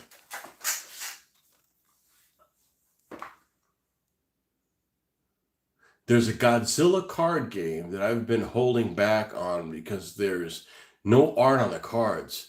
It's just screenshots from the movies. Yeah, it sucks. They should have like art on the cards. You know, I'm influenced by art a lot. For instance, I've come really close. I came really, really close to buying something comic book related. And I've talked about this before, and somebody actually makes these. I would be cool to play a Battletech like game using Transformers. I don't necessarily mean the toys because they're too damn expensive, but like miniatures that are Battletech size of like the Transformers from the 1980s, not whatever the hell the new ones are that are chomping on cigars and shit like that. Not based on the movies, but based on the cartoon.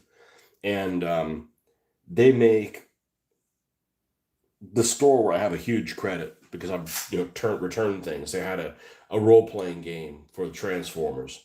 that I don't want to play the role playing game, but there's like stats and there's like really involved stats and different things. Like that would be fun to do, but you know, I just go there, look, pick it up, flip through it, go, ooh, this would be fun, and then and then my interest peters out because I'm like, I'm not going to spend $18 on one miniature. But and then they had like compendium. There's this one book that has this graphic model, this graphic novel. Not well, they've got this one compendium that's like this thick that has like every Transformer comic book from the 1980s, and they're all bound together in one. And that art doesn't do anything for me. But there's this art that is. I'm going to find this actually. Now that I think about it, since you're into comic books and things like that, I always like to say, I'm not into them, but there's some art that just like wow, that just like really I like a lot. And this particular one, this particular artist is incredible. Before I got play, you're building a zero-cost Japanese card deck, and my German Alpine deck was crushing people. Let's see if I can find this thing. All right, let's see if I can find this. Is it Transformer? I should have taken a picture of the art so I can find it. Transformer for MERS. Let me type in graphic novel. They had 4 of the books there. Graphic novels.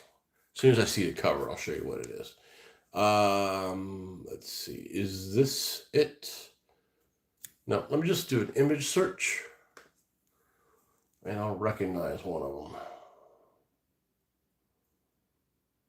It's fucking gorgeous.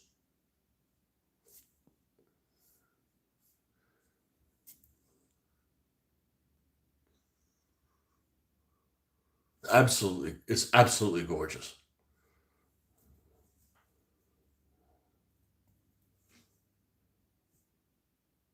The only reason I would get that is like if I had the miniatures, like inspired to paint them in the same style. That'd be the reason to get it. I don't want to get comic books. Like, why read it multiple times? It always ends up the same fucking way, And they probably make other ones, but this particular one that I was looking for, that's a comic book. That's a comic book. This might be what it is. This might be the artist because he has a compound name. Daniel Warren Johnson. Is this what it is? Let's see. I'm not going to be able to illustrate it. I don't think this is the one.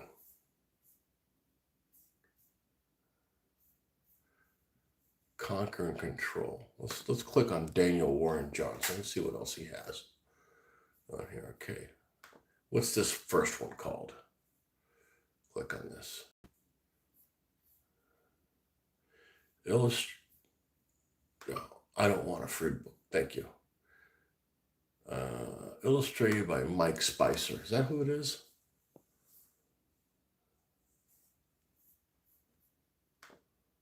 I don't recognize any of the titles here. I think this is what it is. Mike Spicer. All right, Mr. Spicer. Let's see if you're the one that does it. Transformer graphic novels, Mike Spicer art.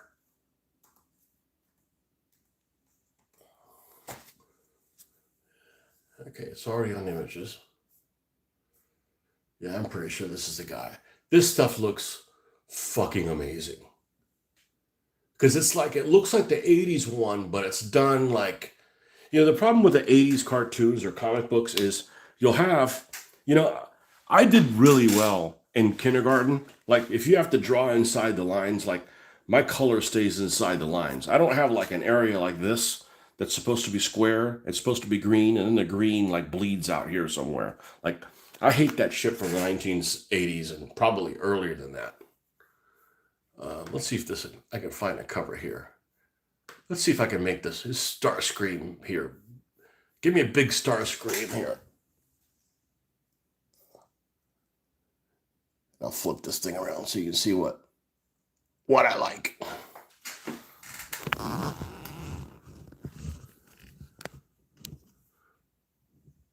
This looks really fucking good.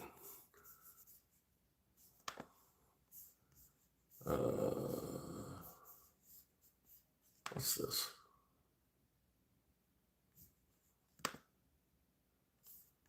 It'd be great. It'd be great as a fucking game.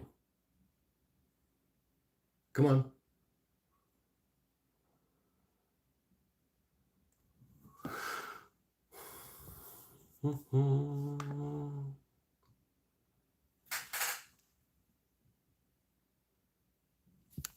Yeah, I'm not into comic books, but, you know, we grew up watching this shit on the...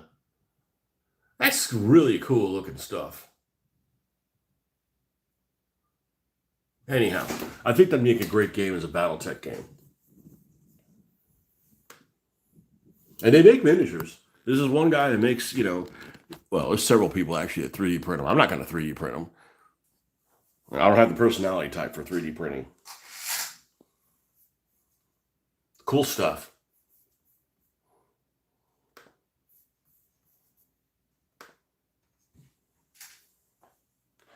Yeah, I hate damn good Transformer. I kind of surprised they haven't done a Transformers minis game.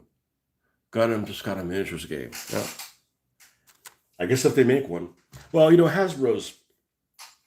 I think Hasbro's kind of a fucking dick.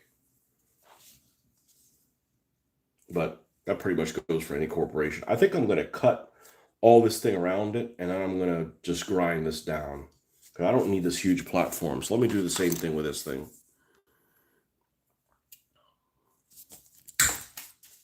Woo! That felt like I was taking off something that didn't need to go, which is a problem because...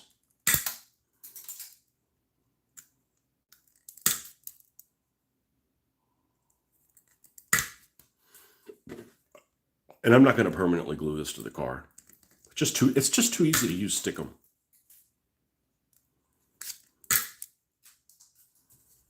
It's a little on the brittle side. Have these shards all over the room.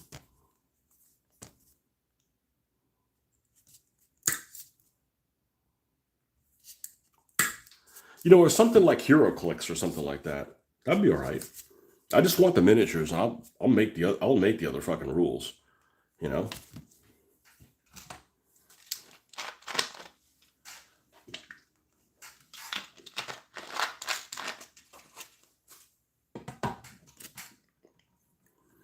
I was looking to get another. I have one video game, whatever it's called. I think it's called Devastation. That looks like the '80s cartoon. It looks really good, but it has very limited gameplay. Like it's definitely not. What do you call it? Open world. It's definitely not open world.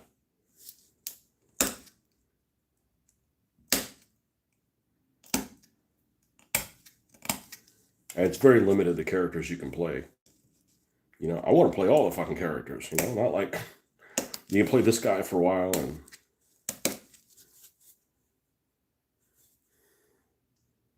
Okay, even if I didn't reduce this too much, I think it'd be all right.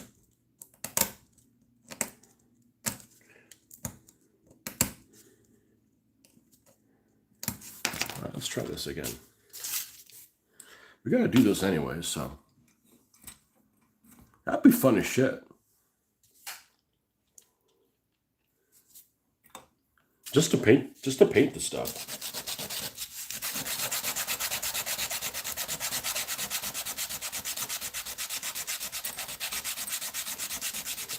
And you can't play with the toys. The toys are too expensive. I mean, they're like $25 a piece, but you know, honestly, $25 is a lot cheaper than freaking $15 for something you got to paint.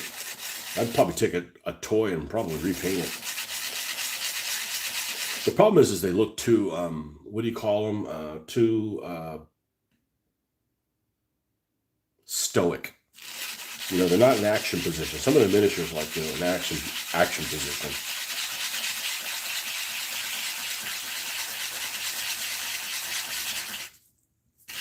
Yeah, this is working out pretty well. I'm going to grab some food. I'll be back. This has been a productive morning. Awesome. Well, I'm always, that's I'm always happy when people say stuff like, they appreciate, hanging out. I mean, I appreciate you guys hanging out with me and kicking some words back and forth. So I want to do this for free. I don't want to charge you guys. I don't want you guys paying me. I get paid to do stuff I don't want to do. I still don't want to do it.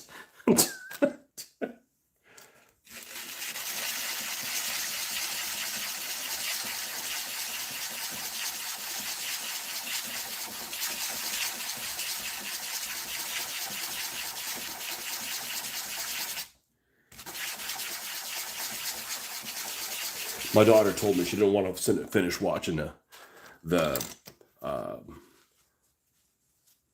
that Car Wars game, whatever the Car Wars show, whatever the hell it's called, Twisted Metal. It's not very good, and honestly, the only reason I'm even watching it is because there's a WRX in it. that's the only reason I'm watching it. It's that's a really good looking car.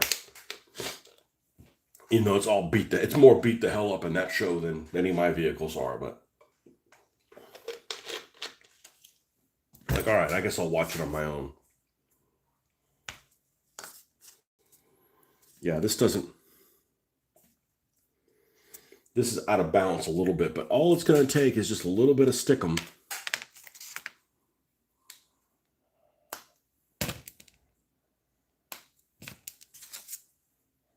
And it's good to go. And I don't want to glue this down because I like the idea that, I polished this too smooth. Now the stickum doesn't stick to it. I like the idea that if this thing is, because this is a grabber arm, that if somebody's over here, I can move it, and then I can show it grabbing somebody over here. And then, okay, it's grabbing somebody over here, or I can move it, show it over here grabbing somebody. It's just something cool. The other alternative would be drill this out, put a magnet in it, but then I don't want to drill die cast. Die cast is really, really hard to drill. It just seems really hazardous for your health too. If you've ever drilled out, it's just, you got your fingers too close to what you're doing. It's not a pleasant experience. I don't enjoy it. So, yeah, we could take more of this off. And this used to never happen, but now all of a sudden, every exact one of these knives always like unwinds after a little bit. That used to never happen. I don't know why that's a thing now. I don't know that I'm going to reduce this anymore. I hate to make this too thin and it break off inadvertently. It's thick like a hamburger kind of now.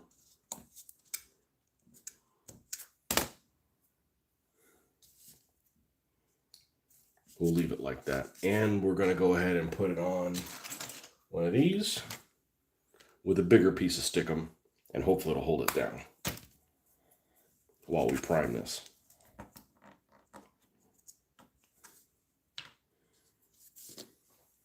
And le boom.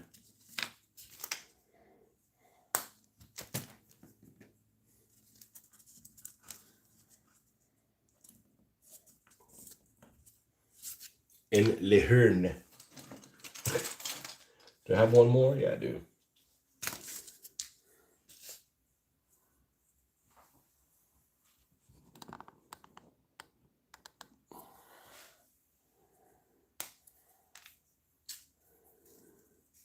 I'm going to attach it like this because I can always access the back of that.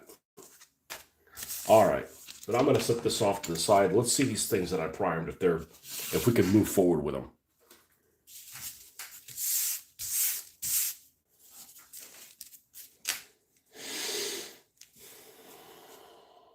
Okay, that's good to go. How's this pie thing? Yeah, all right, well, I got to decide what color we're going to make this pie launcher. And it's going to have to be like, because we don't want it to be in the way of the motor. It's going to have to be like, it's going to have to sit like this somehow.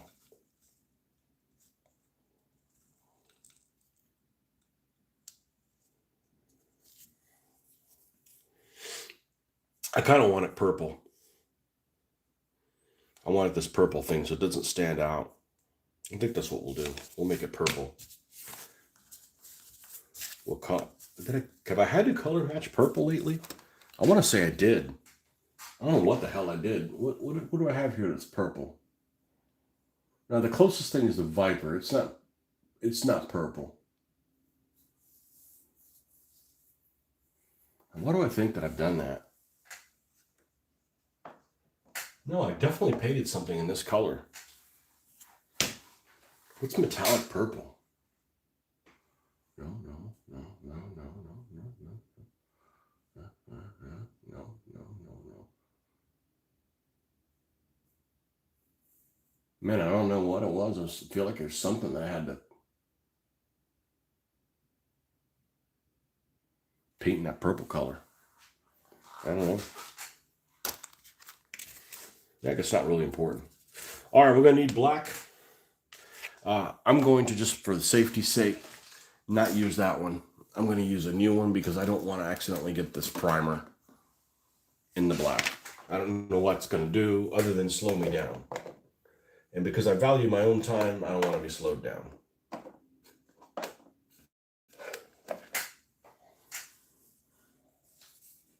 So we're going to get a little bit of black here. All right.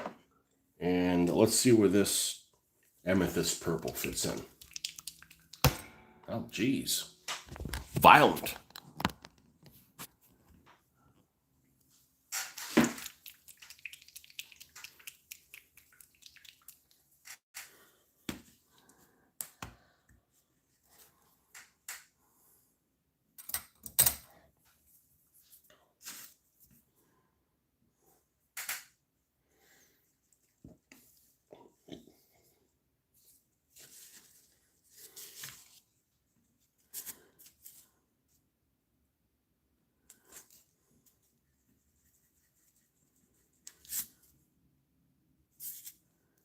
This has to be close. It doesn't have to be exactly the same color.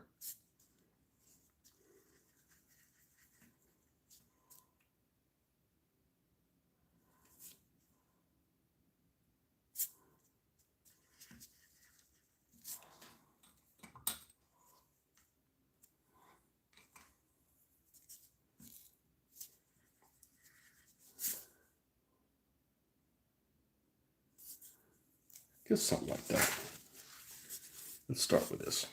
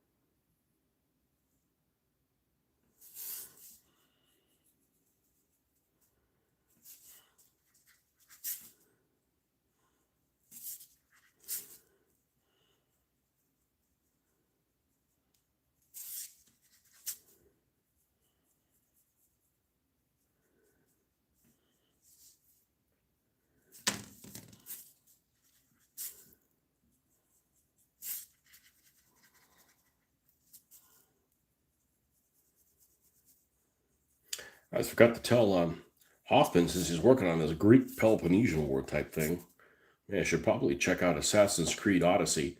No, you don't even have to buy the game. Just look at some of the screenshots. Not all of them. I just use it for food for thought. Like there's some really, like if you want to paint like ruins or something like that, but they're not ruins if you're playing in that period. And it gives you some ideas of maybe how some of the buildings were painted. Maybe some, at least you can see like examples of them being painted a certain way. I wouldn't say, take it for, take it with a grain of salt, but at least it's, it gives you an idea what something looks like, painted. I just thought when I was working on my Athenians, It's like that would be like a good resource to get some ideas for some shield designs and stuff like that. Not everything, but just like you'd see something like, that looks pretty cool. Let me try and incorporate that into my army or whatever, just for inspiration. Maybe you'll see something that has like a glyph of something, like a glyph of, like, I don't know, well, not an owl, that's too obvious, but something like something else. Oh, you're still here. You have Odyssey. You never have done any 6mm terrain before, so I've been looking up examples. Just looking at World War II Germans, I'm correct in believing Panzer 4D and 4E are pretty much visually identical. No.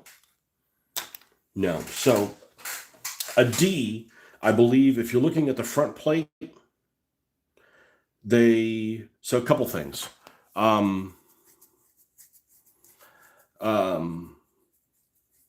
The D, once Rommel went to Africa, it pretty much influenced all the German tanks having the little box behind the turret. So really from the time period of about April 1941, all the German vehicles, like really Yugoslavia, when German vehicles are going into Yugoslavia, they're going to have the box behind them, behind the turret, right? So the 4D, most models come without one. So that works for, like, France, and that's about it. After France and stuff, you're going to see any 4Ds are going to have the box behind them. You're not going to find any vehicles in North Africa without the box, with a rare exception. The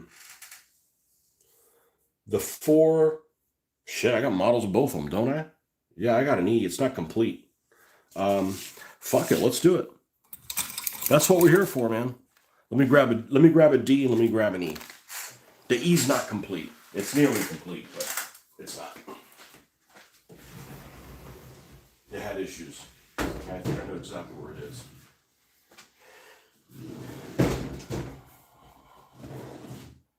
Let's see. Here it is. Here's the 4. It suffered some battle damage. Make sure we get this in the screen. Okay.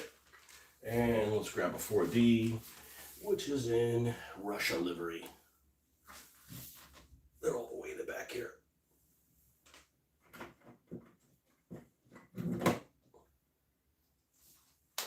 Nope, that's an F1. Well, we can talk about it as well.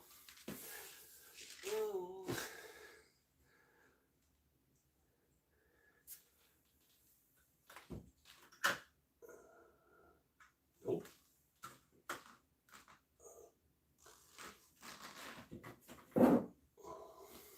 Okay.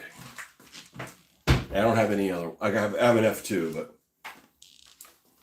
all right. Let's get no lighting here. Oh, this got disconnected because of the.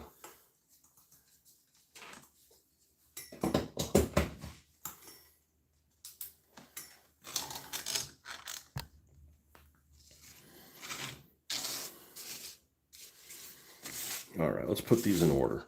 And this isn't on a stand, so it looks lower. And are these all 1/72nd? Yeah, they're supposed to be. Let me wait a little bit so I can get the. There we go. Let me look through the back of the screen here. This 4D has the box. Just trying to see how late I can stretch this without being one with the 21st. See how late I can stretch it without it being one with the 21st Panzer in Normandy. Okay. You guys have a good view there? I think that ought to be. That's even better. There we go. Let me look through the back here. Perfect. Okay. Let me get something to point with. All right, so this is the. Let me move it farther back so we have some room there. Okay, so this is the 4D from Armorfast. This is a 4E, 3D printed by Iron Horse Collectibles. I don't remember who makes it. I don't know who makes the print. And this is the Hasegawa 4 F1. Okay, they all have the same 75 millimeter L24.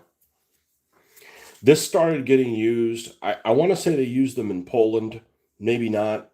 They were the first Panzer IVs that went to North Africa. They didn't make very many of them, and they probably made only in the hundreds. You can look it up. However many of these two models, and then they made more F1s, and obviously the F2s are the same tank with the L43, the longer barrel one on here. All three have a split commander's hatch. All three of them have boxes. This one came with a box, thank goodness. Differences between them. These two are more different than these two. These two are relatively the same. Today's Tanks with Tony episodes on the 40. I love talking about tanks, man. You know, and I'm not just Panzers. Like, you know, I like German tanks as much as anybody else. But, you know, other people have cool tanks too, you know. So, this is a bare bones model, but we added some things to it, like it didn't have a machine gun in here. It didn't have this protector for the aerial, and that's what this is supposed to be for. All three of these have the antenna in the side position here. So when the turret rotates this way, it ends up hitting the antenna, and it's basically this frame around the bottom of the gun pushes the antenna out of the way. I believe that's what the intention is. All three of these, and they started doing away this later on. They've got front periscopes for the gunner and the loader. I believe this is the gunner's one and the loader one's here. I think after they eliminated this one, the loader's one, because like guy doesn't really need to see forward. I don't know. Okay. The 4D and the 4E both have one piece, and every version before that. So the C's, the B's, and the A's all have a one-piece hatch, escape hatch in the turret. The F1 was the first one to have it split, and after this, they all had them split.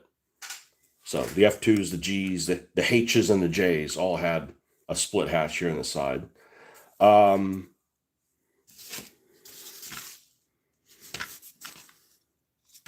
don't know if this model is accurate, but one of the things that they removed is these pistol ports. They have these conical pistol ports here, or they can be conical. I added mine because the model actually didn't have them on here. So they eventually did away with them. I don't know if this is accurate. Like this model doesn't have them. I don't know if there's inaccuracies in models. But the main difference is that both of these, the hatch is simpler on these. These have this almost has like a little sunroof on the D. There's a little hatch up here, and this is actually pre-blacklining. Okay, so when I painted this, I did not blackline this vehicle. So some of the details don't stand out as much as they do on here. And these two, you know, are previous versions. They don't have any drippings either, so need to enhance these guys so you can see the stuff on them a little bit better. But there's like almost like a little sunroof type thing here that pops in the front. I believe all the earlier versions of the 4D have them. The E does not have that.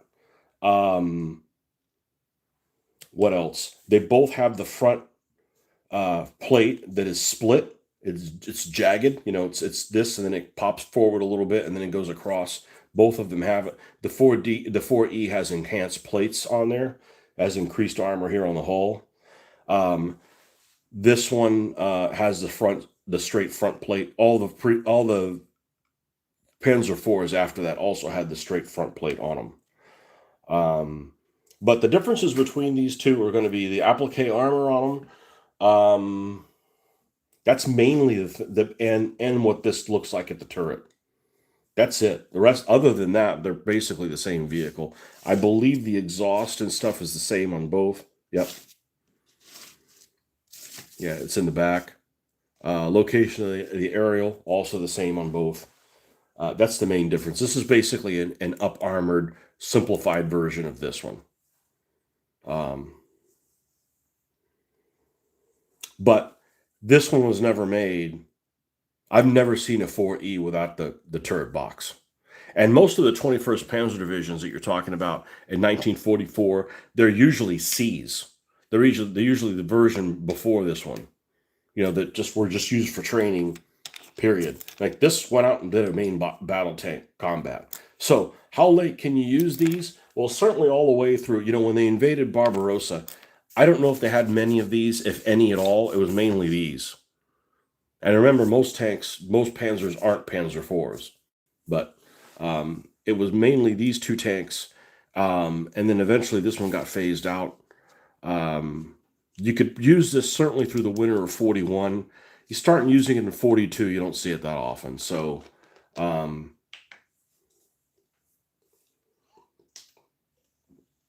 the time Barbarossa kicked off, they weren't making these They weren't making the 4Ds anymore. So you're not going to see these as replacement vehicles, probably for Panzer divisions that never had them to begin with. So,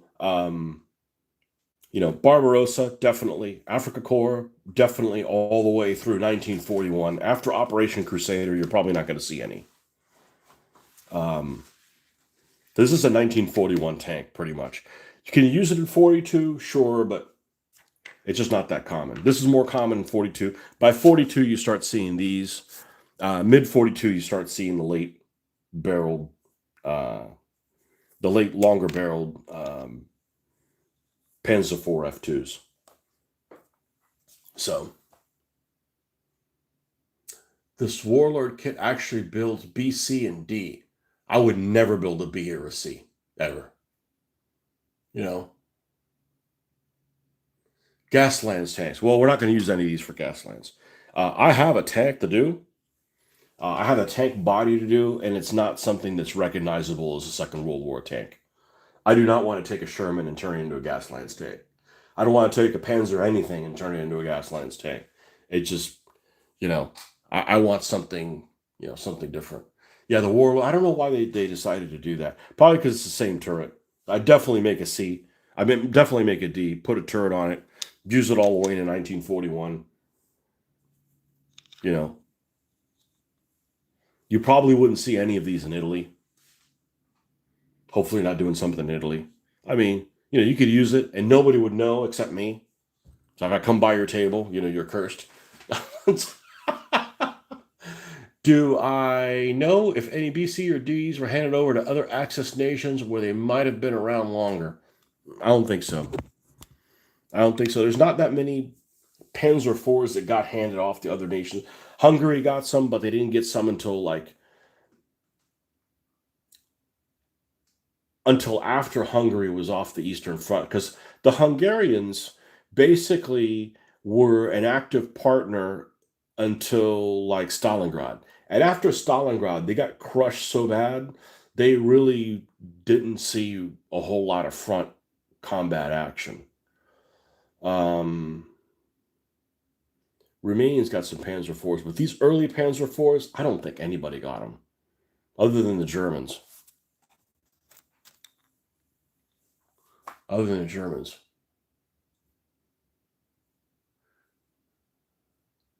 No, these, I don't know if this Vestas. This is all Plastic Soldier Company. No, I'm sorry. This is Armor Fast. Armor Fast, a 3D print, and Hasegawa. So, anyhow, we start playing this. I'm going to go back and okay, we're doing a scenario. We're going to use this. I'll go back and fix this thing up so that it's up to modern standards. I know it looks pretty decent, but it doesn't by the modern standards. Needs a little bit more weathering on it. It needs drippings. It doesn't have any black lining at all. It looks decent, but we can do better stuff now. It was done 2 years ago, so yeah. T-34s. We'll work on the T-34s here soon. Lots of T-34s. But anyways, I'd make it for Barbarossa or Afrika Korps. And some people will say, well, they made a special tropicalized version of some of these tanks that went to the Afrika Korps. Okay, I'm not going to worry about, that doesn't have the right screens on it for the that's the kind of shit that it's not important. And they made some versions of this, I believe, that's called the Vorpanzer, which is just basically a more armored version of this. But they used them in a few units at Barbarossa, but you know, I'm not getting in all that. Only certain divisions used them. I don't know. I'd have to do some research to find out which ones that actually did that.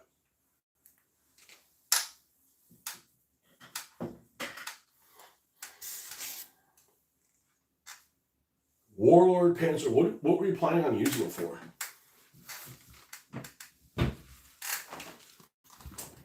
You could probably find some in Stalingrad or whatever, but it wouldn't be my go-to thing.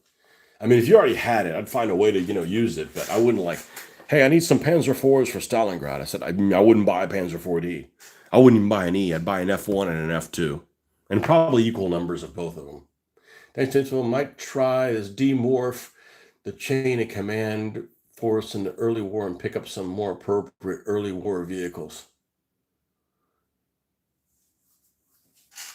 Yeah.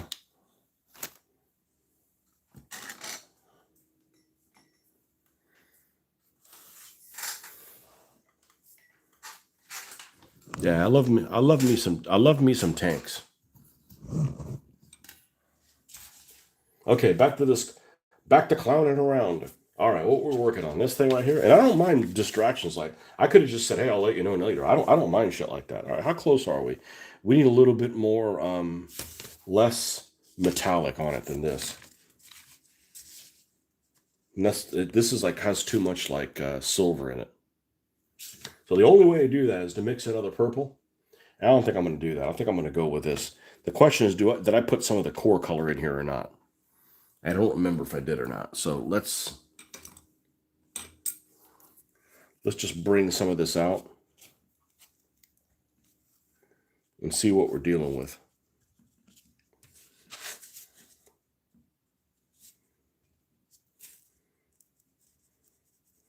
Let's dry brush some of this on here.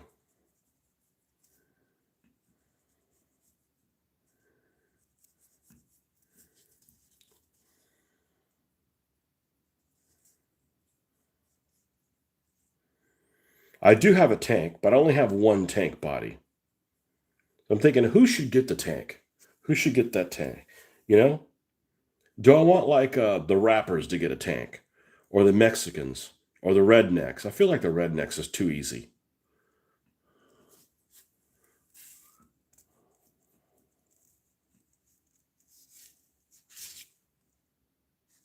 The other thing is this has a brown wash. This doesn't. So I'm going to go ahead and I'll paint this even though it's not going to be that color. Paint that over with. Okay. Yeah. Let me show you the tank that I have. And I might put a different turret on it, and whatever. The taco tank. I think I can find it relatively easy. Let's see. Actually, I gotta use a little boy's room. I'll be right back.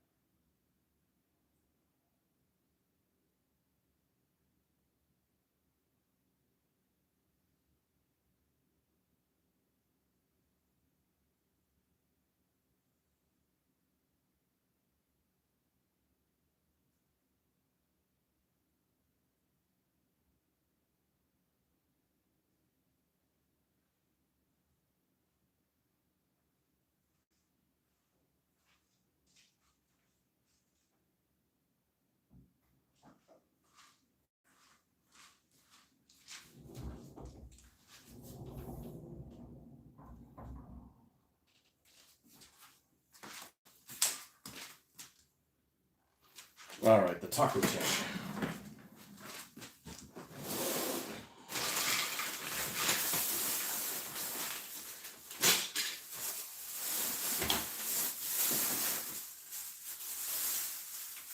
Should be in this bag of stuff that I recently got.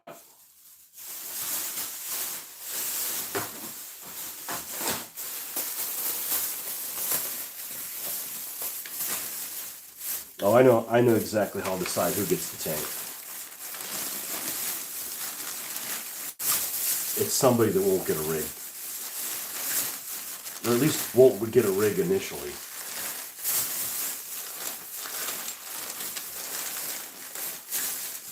Here it is. I just picked this up. I don't know if I'm even going to use it. It might end up being too small or something stupid like that.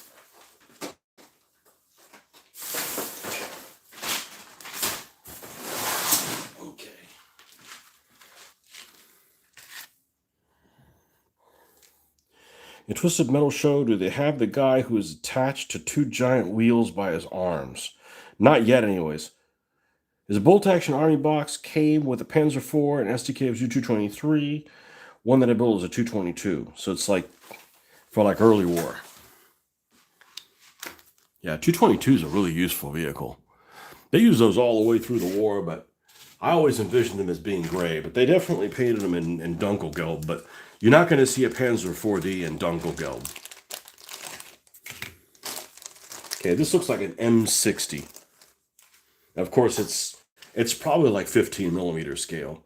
Made by Hot Wheels, 1974. So this is a state-of-the-art tank in 1974. It's got a turret with the machine gun turret that's stuck in the facing back position. I just saw this. This was in a dollar bin. I'm like, let me just grab it. Because, I could just remove the turret and then I might have to pop it open and remove the turret. Is it a plastic? Yeah, it is a plastic. Let's drill, baby, drill. Let's drill this thing out. See what we got inside.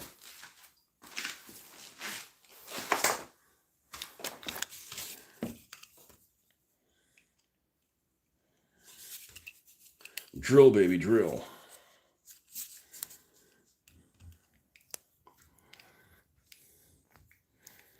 Yeah, I figure I'll spend $1 on it. What I really wanted to do, there was a couple of vehicles that would be considered tanks that I really wanted to get. I didn't want to spend $8 on them. One of them I used to have one was like an M113 with like a 76 millimeter gun on the back. I think the Australians used those around Vietnam. It was like a fire support M113. They make that, and they made another vehicle that I should have taken a picture of. They wanted like $12 for it or something like that, and it was a Hot Wheels I'd never seen before. It was like almost like an APC looking. I don't know what the hell it was.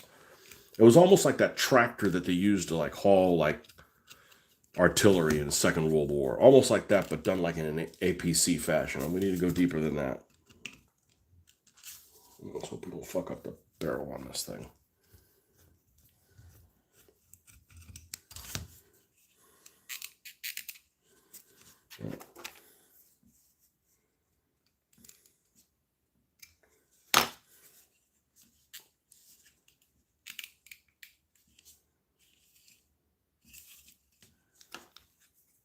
Only because I wanted to remove the turret.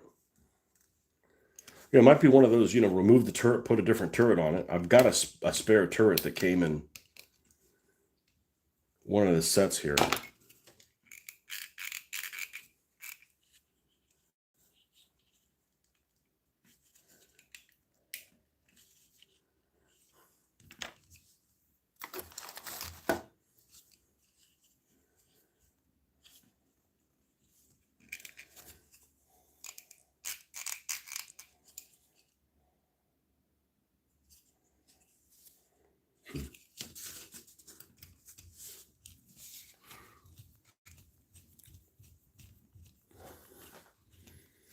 Now, I watched some of that video game, Twisted Metal. I'm glad I never played it. I mean, everybody has fond memories about it. I've never played it.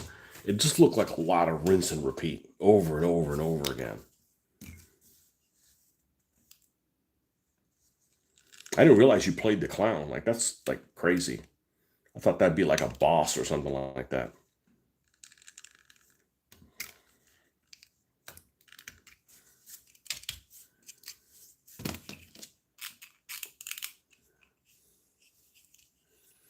Yeah, the show's okay. Like I said, if it didn't have a WRX as the main car, I probably wouldn't watch it. I mean, the Mackie guy's good. I don't really care for the Mexican-looking girl. Maybe she was more attractive. Yeah, sorry I went there. It's not because she's Mexican. I'm just saying she's not a very attractive lady. Sorry.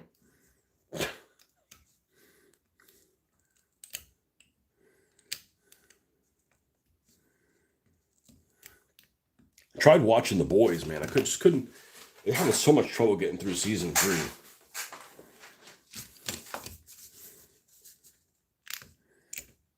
I'd just rather do this than watch television.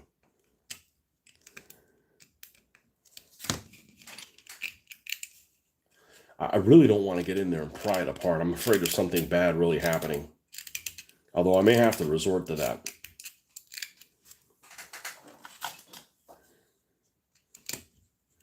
Or not even worry about it. Okay. So we got little wheels on here. We certainly don't need those.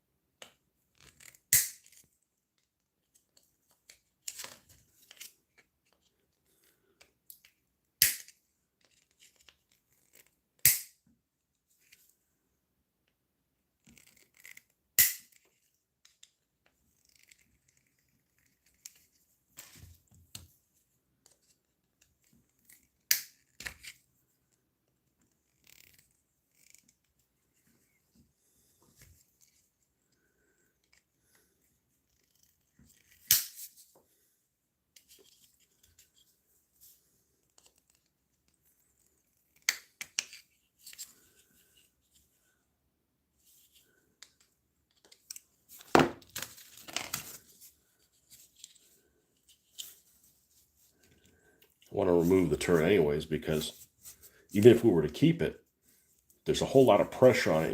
I'm going to scrape the paint just by turning it.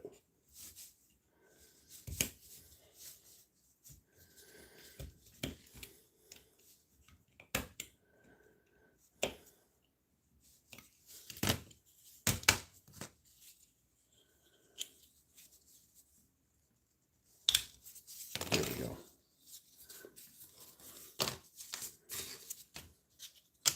Now, one of these, there's an extra turret to take in here. And just like anything else,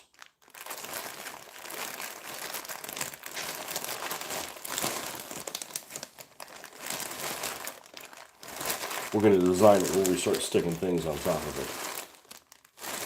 There's one extra turret in here. I want to say it came with the special weapons.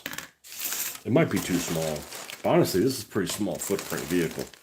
The other thing is because this vehicle is so small, the fact that it takes 40 points of damage is okay. Like, I would think that 40 points of damage on a vehicle is on a tank is really low compared to some of this other stuff. But if it's a really small tank like this one, okay. You know, I could maybe rationalize that a little bit.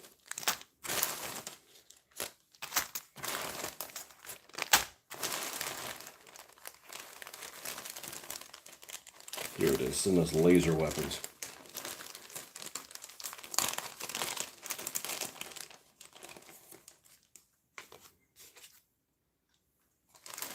Doesn't really go. It's a good looking turret, doesn't it? Just doesn't really go.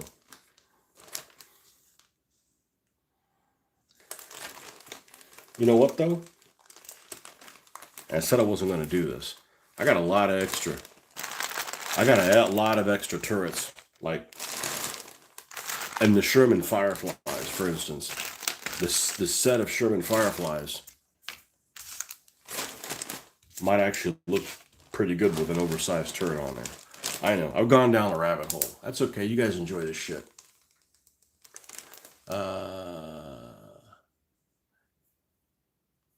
They are not worth it, but the character might be something I would want to build for Gaslands. Well, I would too, except everybody's doing it. Like at that point, I'm like, I got to do new shit. Right? I don't want to do the same stuff everybody else does. You got everybody else for that. I don't need to be building things everybody else is building. Like, you got everybody else for that. I'm a special projects division. All right, let's get my set here. Let's see where my extra brick pieces are. Here's the Americanos. Here's my Britishers. And we're talking, of course, Plastic Soldier Company stuff.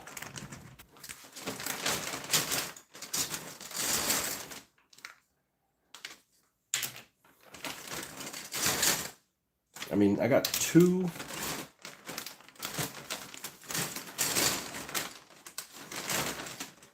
Freaking three. I got three. I just don't want to use the Sherman hulls. They're just too recognizable. I don't want to. I mean, I guess I could, but.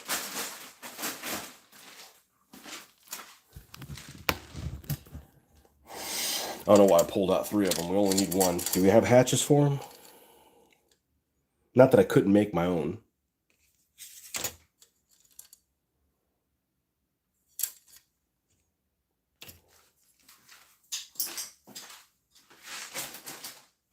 I mean, this is make-believe. It doesn't really...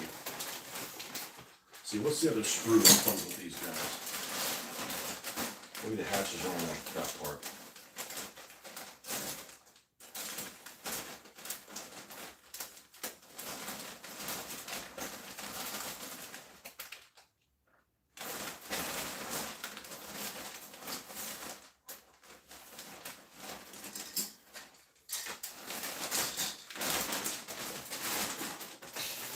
Maybe we use a communal thing. Let's see what this thing looks size-wise on here.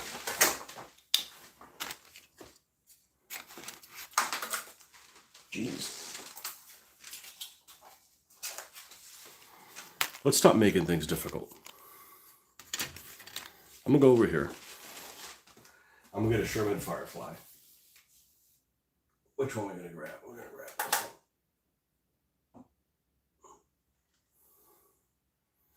Okay, so here's the other tank you can build out of this set.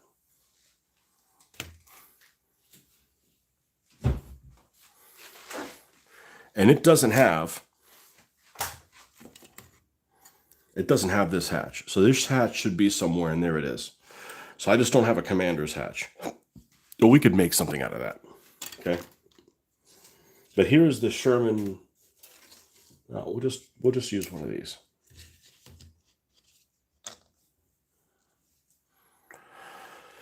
I'm gonna put my glasses on so I could see.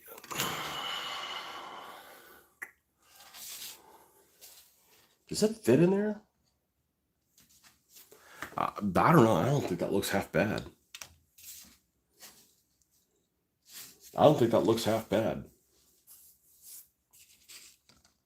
I mean, it's a small tank, but it takes 40 freaking points of damage.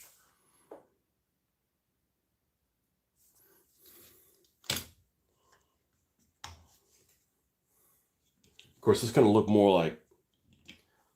That's a bad example. That's got a bottom of it. Let's grab the Matchbox one. This is the Britannia one. Where's the Matchbox Firefly?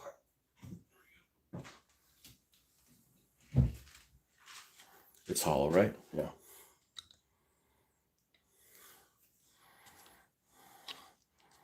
Yeah, I think that if we replace the barrel with one that does not look like a 17-pounder, I got lots of tubing for that.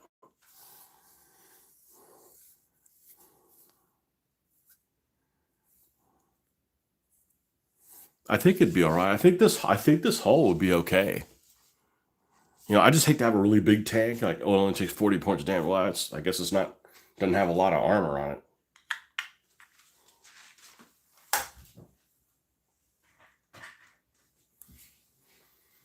All right. The question is, do I have any Sherman turrets? I don't think I do. Because the only other Shermans I have The only other Shermans I have are the 76 one. And there's only one way to build those.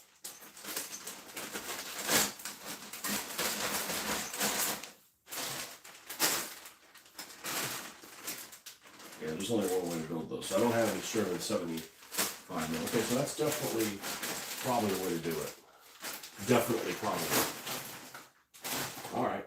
So the question is, who gets a fucking tank? Well, the clowns could get one. But honestly, the clowns are kind of unconventional. So, brothers from another mother, or they're Mexicans?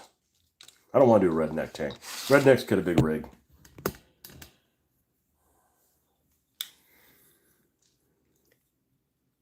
Stumpy short barrel. That's a good point. That's a good point. Now, let's look at a tank. Let's look at a tank. I haven't even looked at it.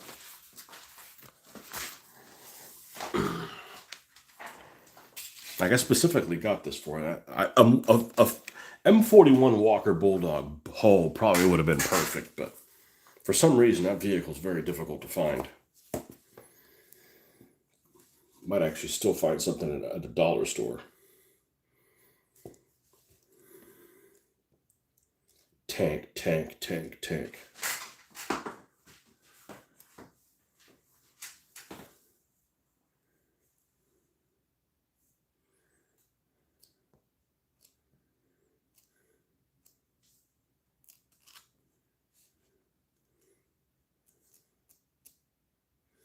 Ambulance. Okay, let's keep going. Advanced vehicle types. Tank. It's heavyweight. Oh, it's 40 cost, but only has 20 hull. An ambulance is 12. So yeah, I think the size of it is appropriate. I wouldn't want to go really big. Okay, tank. Vehicle. Okay, it's all terrain. All right. Start this vehicle activation. This vehicle's current gear is 1. This vehicle may make a pivot about its center to face any direction. This pivot cannot cause a collision and cannot leave this vehicle touching an obstruction. Turret. This vehicle may count 1 weapon as turret mounted without paying for the upgrade. So it doesn't necessarily have to have a gun. This one will, but it has up and over. And that's it, I guess. Don't have any other special rules. So a tank has 4 build slots. Restricted. That means only Rutherford can use it. Well, we don't have those restrictions because we don't have teams in that way. We also don't have any teams that get free shit, right? Like, so the games in the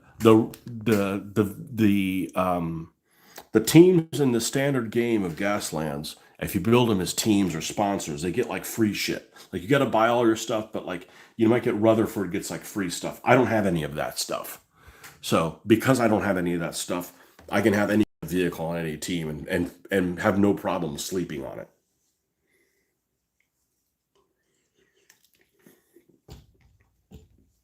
Handling 4, max gear 3,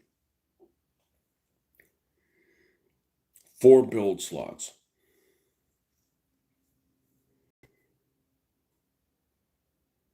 See, I feel like I need to give it some kind of speed advantage.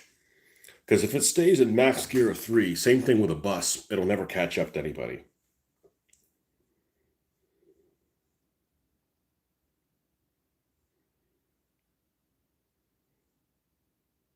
Build slots 3, the cannon's 3 of them already. So it basically has 1. So you have like a cannon and a ram or something like that. Could put like a ram that runs people over on the front. Because it has up and over.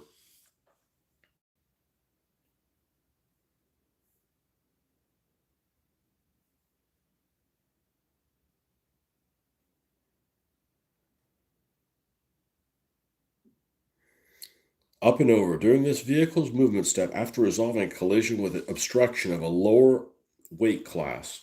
Okay, is it heavyweight? Yes. So basically anybody middleweight and lightweight, it can run over them, do a collision, and then continue moving over them.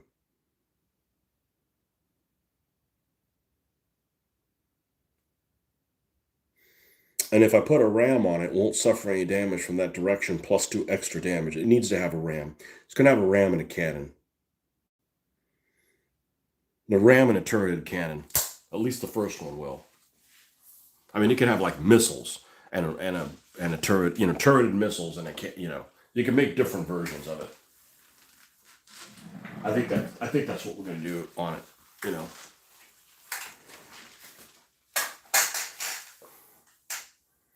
Could also have a really big cannon, have a BFG. Oh, but then it's only front fired.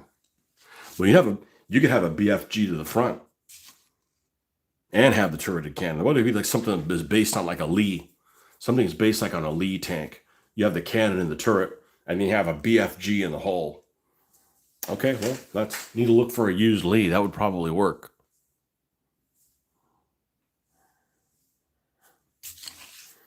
And I got lots of brass tubing. BFG definitely needs to be made out of brass tubing.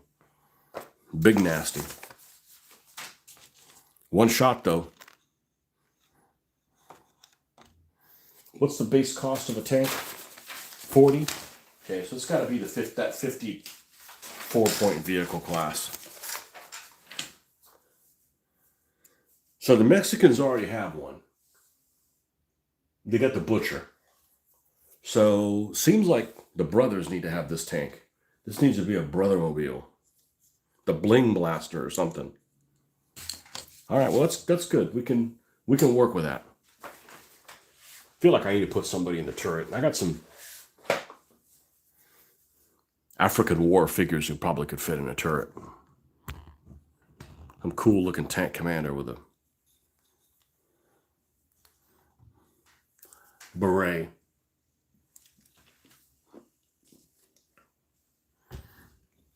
Okay. As we were. All right, back to this guy. Is this stuff dry finally?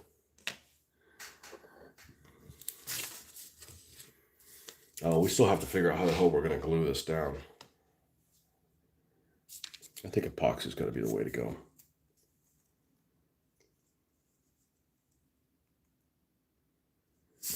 I could just probably hot glue gun it, and I don't care how goopy it is. It's not going to affect anything. Let's do that.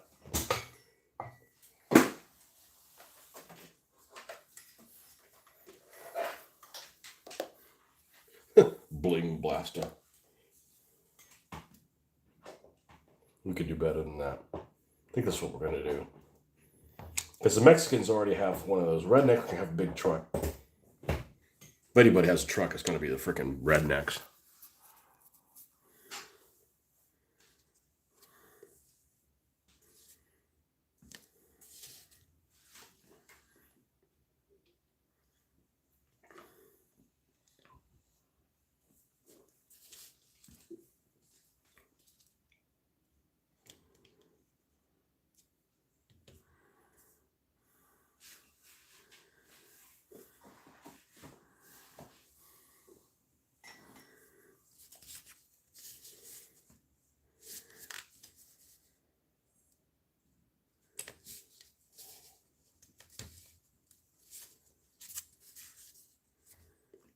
Oh, that probably should have been painted black too.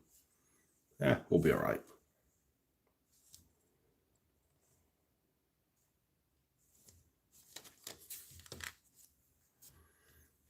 I'll put a big old goop and see if that holds enough.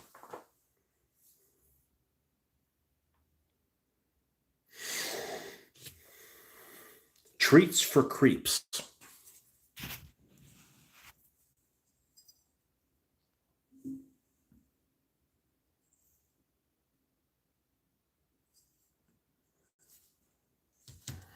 Yeah, I'll be able to do this until it starts getting too loud out there. Starting to get into the time zone when people might be awake.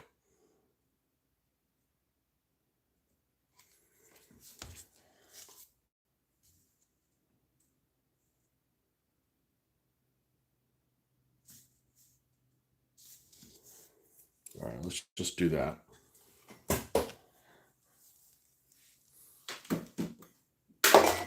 Hope for the best. I was was actually looking for names of an urban tank. Sure treads a lot. It was one of the ones that came up. Oh, that's not too bad.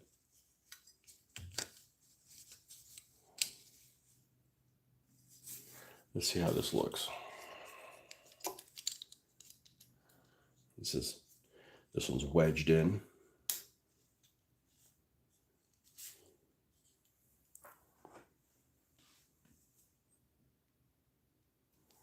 Can't really make out what's inside.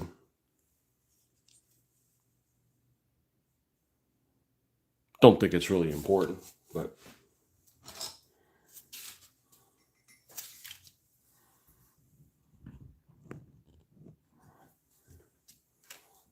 and this will be on the front.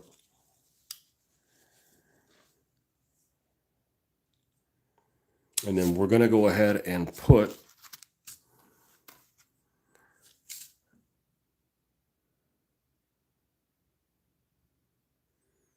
well, it won't be able to shoot through here because it's got the whole, we'll figure something out. It definitely needs to have the mesh on here. Mesh on the side here.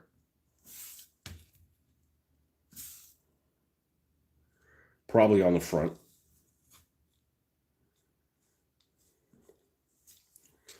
We'll have to build a compound door. I'd like the bottom of this door to be like corrugated. A corrugated bottom down here.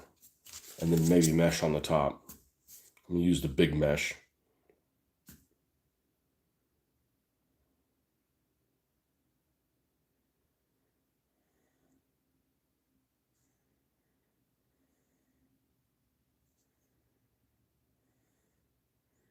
And I'm probably going to do the mesh blue.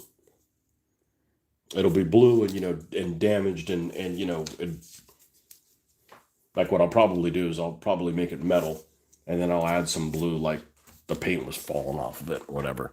Like they made an attempt to make it look decent and then, things went sideways and then it's not decent. And then it's indecent. A decent, indecent vehicle.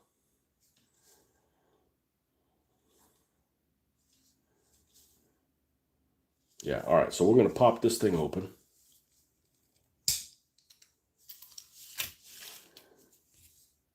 All right, and now that I don't have anything attached to this, let's get something we can cut on top of.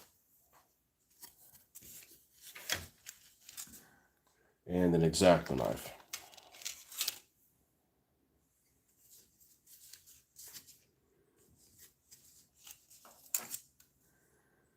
And I specifically want these little pieces on the bottom showing.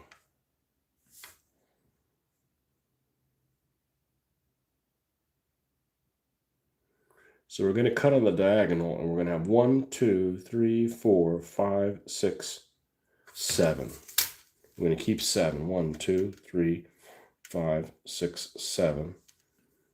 And we're going to go like so. Okay. And we're going to go how many runs up?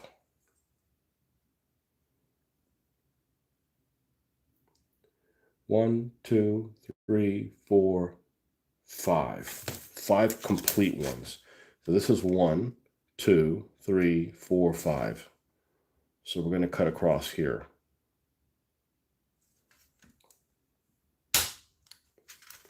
Okay. This should fit. We got to always trim it a little bit. Yeah, so let's trim a little bit off the top here.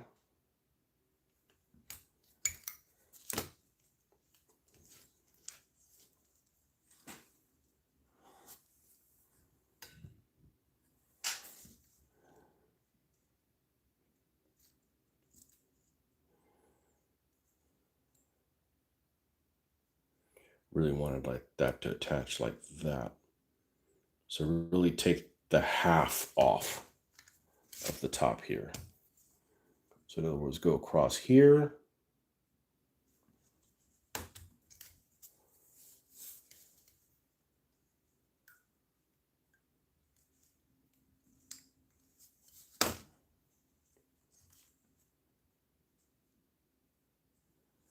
That's pretty freaking good right there.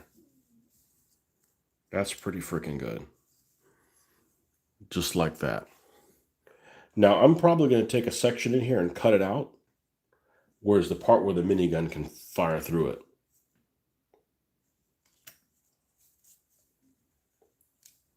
All right. Now I'm going to take this design. I'm going to replicate it again on the other side. We want exactly the same thing.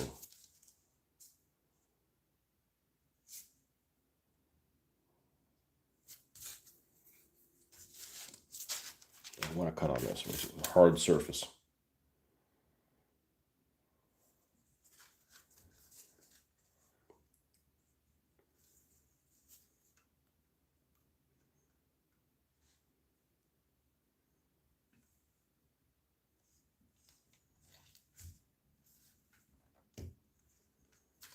Okay, and then we'll just keep going across here, even though we take some of it off just to be consistent. Okay, and this should be the opposite side.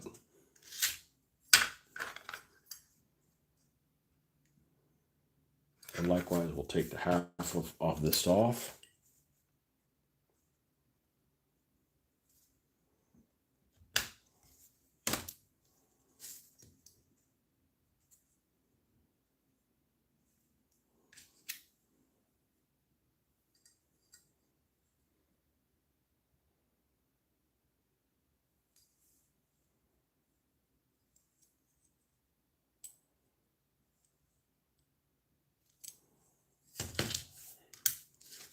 Maybe a wee bit more.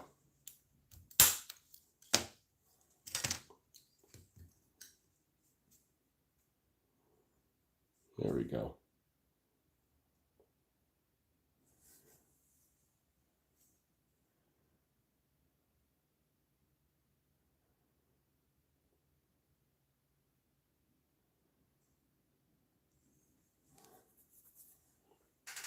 Yeah, definitely have the minigun shoot through there.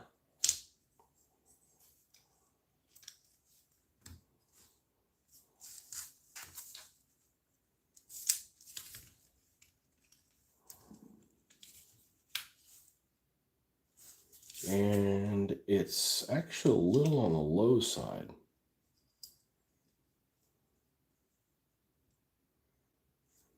Which means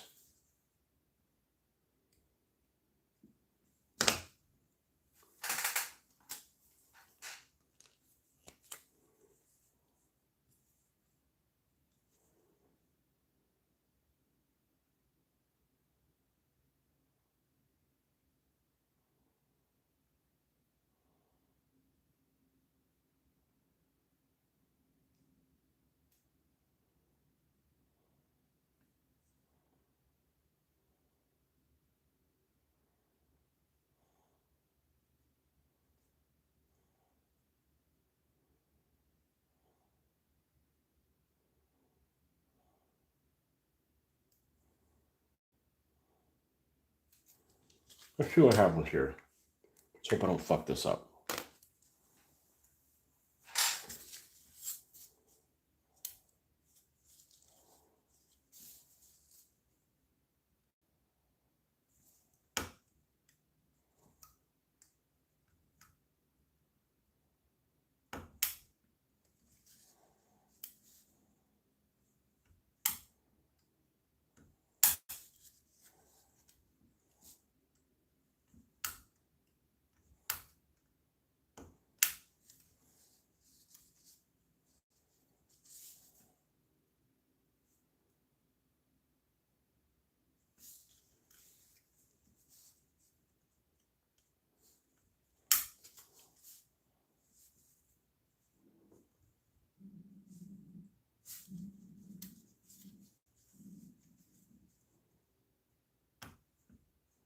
Okay, and that's cut.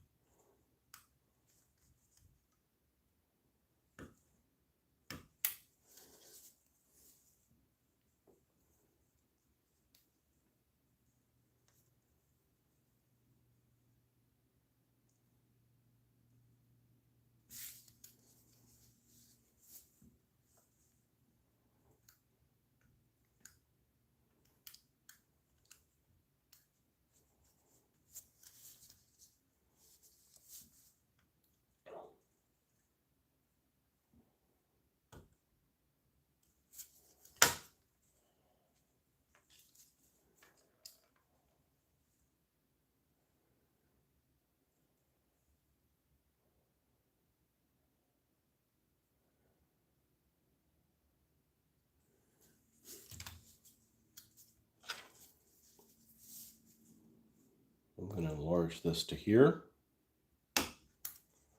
And enlarge this to here, which is already cut.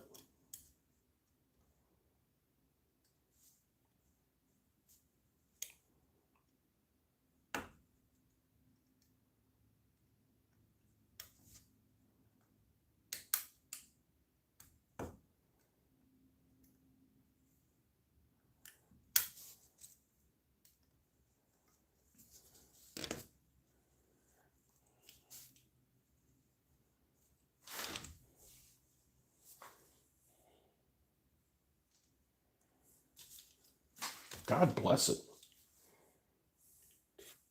Fumblefuck. Don't be a fumblefuck. Yeah, something like that.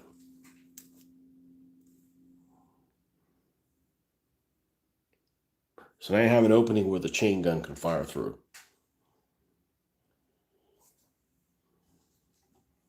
Well, that's pretty good.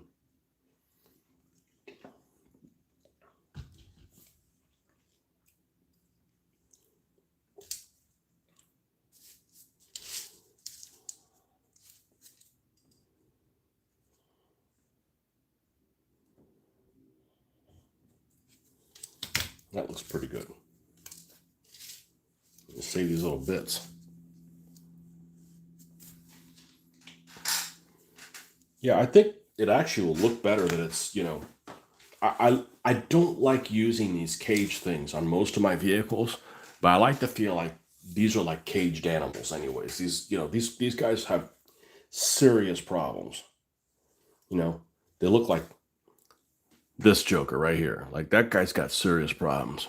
Let's see if I can, there we go. You know. So this is going to be glued like this. And we got a chain gun in there on our turret. And I'll leave it. I'm going to leave the back open. I think maybe in the future at some point I may decide to use this as a turreted vehicle, and then it has the turret all the way on the inside. No, you make some kind of excuse. Well, somehow it can avoid the guy driving, right? Can still shoot out the front. Instead of having to be on the roof. If I close this up, it's side mounted only, which is what this vehicle is right now. I don't know. Maybe if I see something the right thing to close the back with this out, it'll be okay. All right, so this goes this side right here.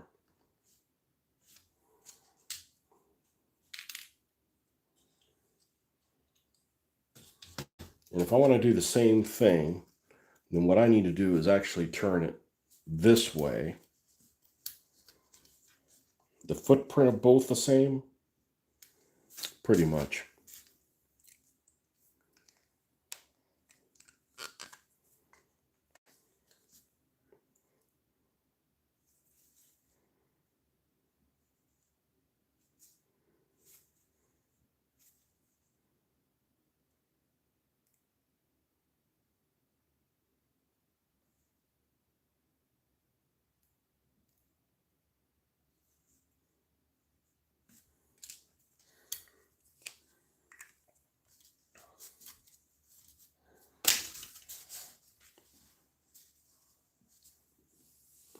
Talking about people dressed up as clowns that have serious problems. There's a group out there called Sliders.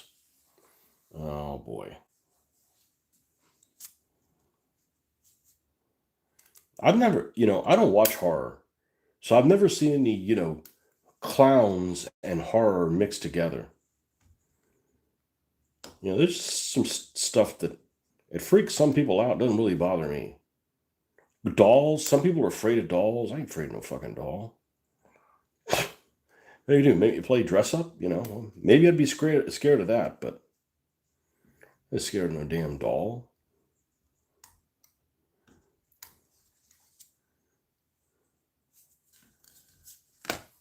Now, demonic shit, Krampus? Yeah.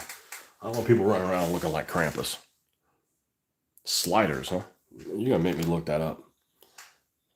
I don't want to search on my. I don't. Yeah, I could probably do it. I just don't want to click on any sites. sliders. I'll put on here clown sliders.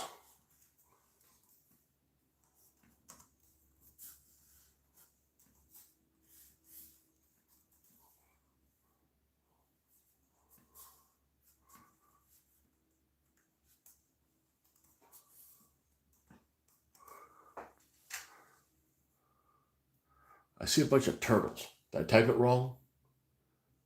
Nope, I typed it correctly.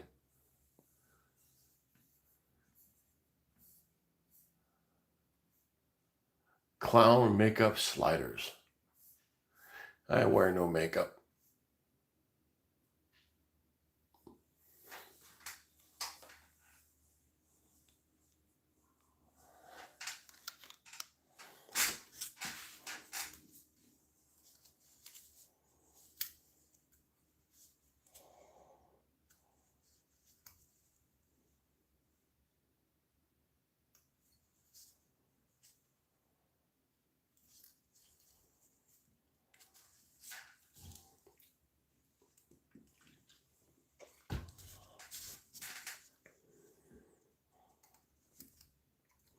See a lot of like Five Nights at Freddy's stuff. I don't know what the fuck that is.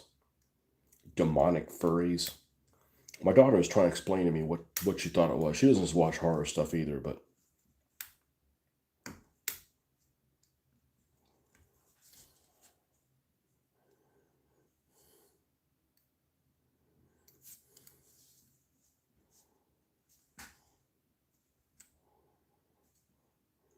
she finally went to one of her Halloween horror night type things this year. Said it wasn't bad. He said a lot of people were complaining because they took their families to them. Like, man, don't take your fucking kids to shit like that, man. No wonder your kids are growing up to be, murderers. Taking them to something that's freaking traumatizing like that. I didn't get to see shit like that as a kid.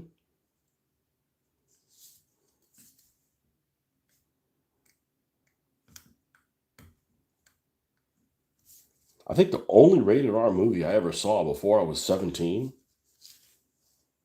I could be wrong, but I think the only one was something like RoboCop and Porky's. No, I saw Halloween before I was 19, before I was 17.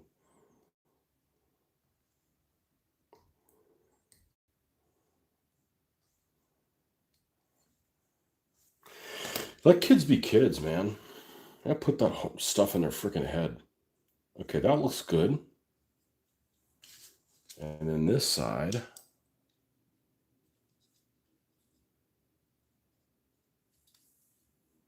That looks good too. Yeah, baby. Okay.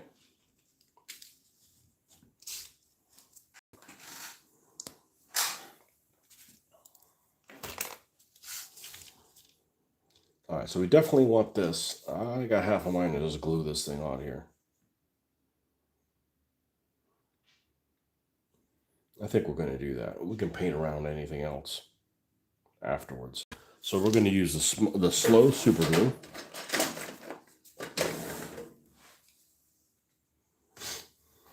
Let's just do it on here.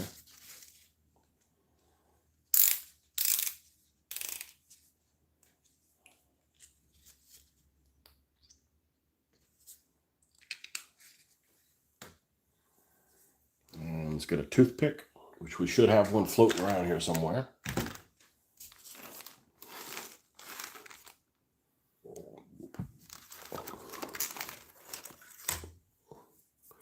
Yeah, we could use the back of this. This will work just fine. And glue points. We're going to have one here in the corners.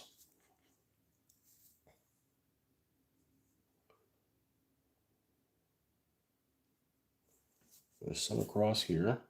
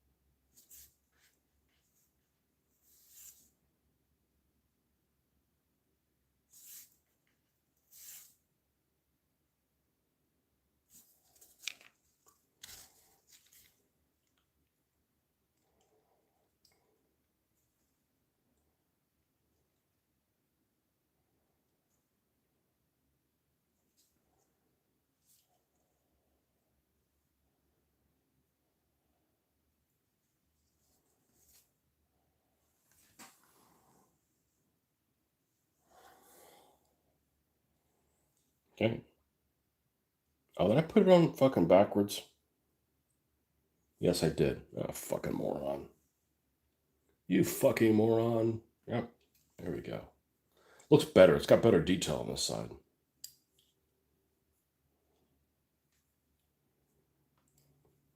Ah, fuck it. Yep. You and I make mistakes.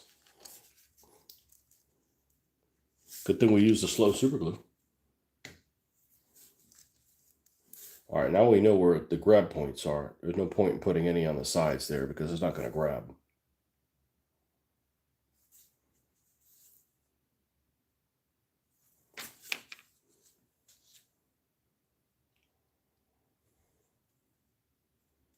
Yep, right there.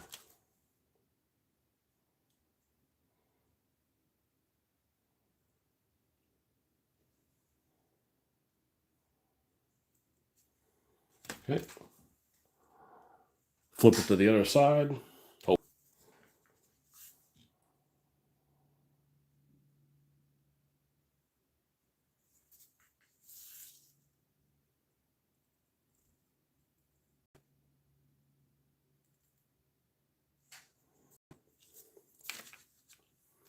Make sure it's facing the right way.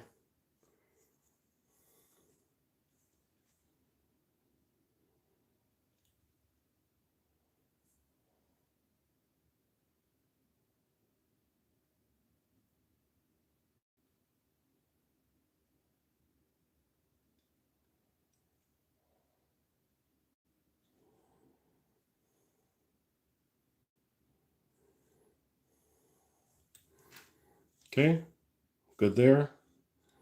All right, that's good like that. Now,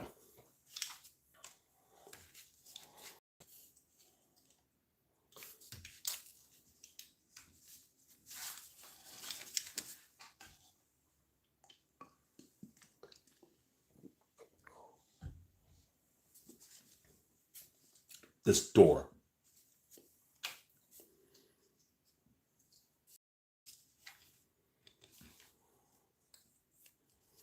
I'm fine with his window being on here. I really am.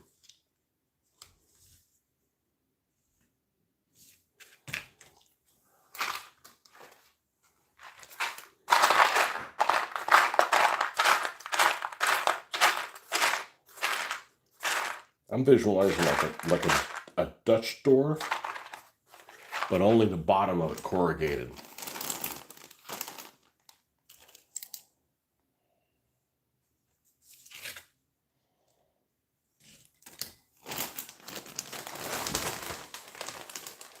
I believe the armor bits are in here. Let's see.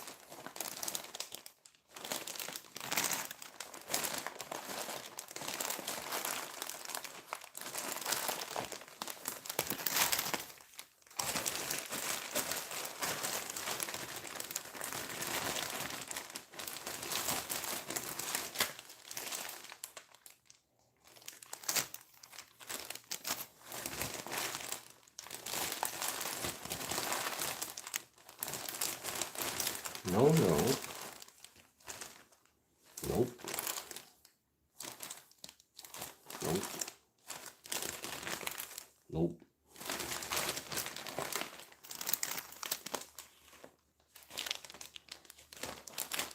Nope. I guess I haven't found them yet. They're not in here.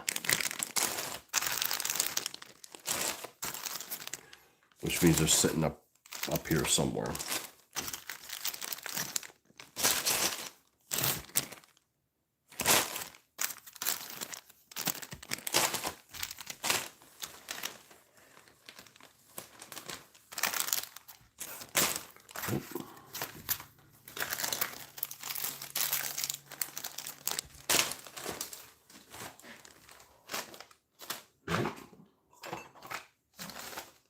Yep.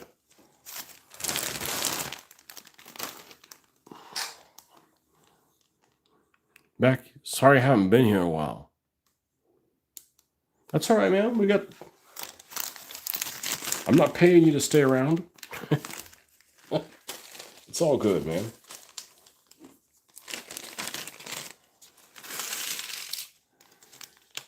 Ooh, wait a second. Wait a second. In the bag that has multiple stuff, the one that has the tank tracks, there is a door.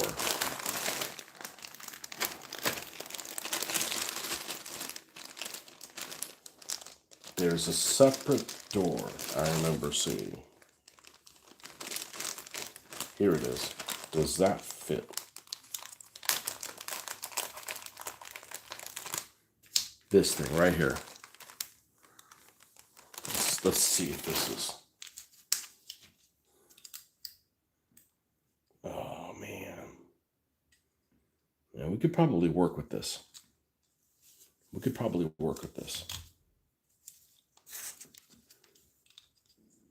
Let's see. If we have it hinged on the front here, let's make sure we don't have that moving. If we have it, God, I think it's just a little too small. I think it's just a little too. This is too wide for it. Still gonna have to put something else on it. I mean, I could do something like ramshackle like this, like put it at some kind of crick-crocked angle. That's still a possibility. Let's see what we got here. One of these has got to be corrugated all.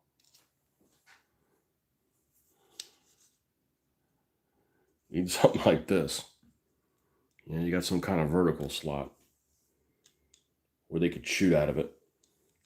The alternative is to do something like this and have the bottom portion corrugated and the top of it have the mesh.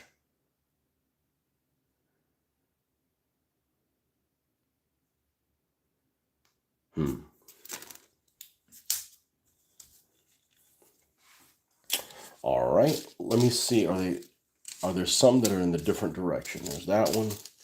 I like this one. I like this direction better. I like the vertical.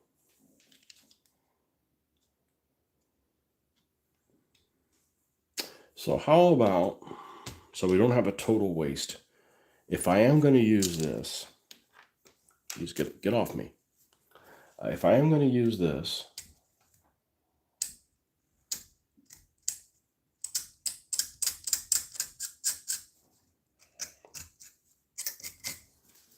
cut this in a way that I can still use this vision block for something else.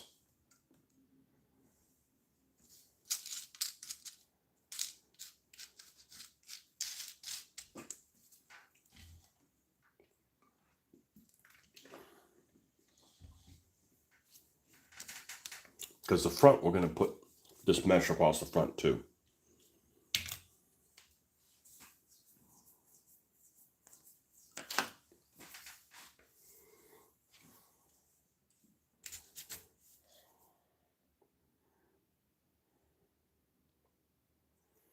And we'll have to cut that down. So is that amount of mesh too much?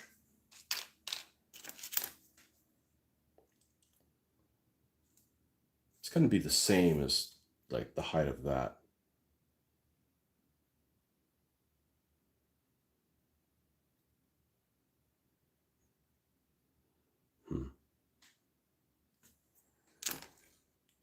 Or just go with this. You know what I'm going to do is I'm going to use this and I'm going to cut this vision slot out and the opening will be bigger than this. All right, so what we're going to do is let's move this aside. We're not going to use that.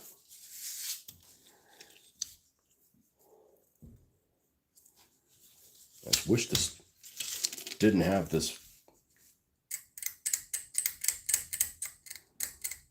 boogered up 3D printed thing. All right. Well, I could just remove that. other words, that's going to be glued like that at the full width. Then I'm going to come over here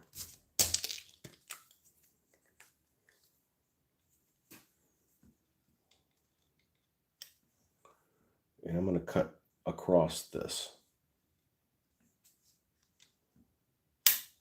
Let's do that now. Let's take little bite-sized pieces. Let's put this back. I'm going to come straight across this.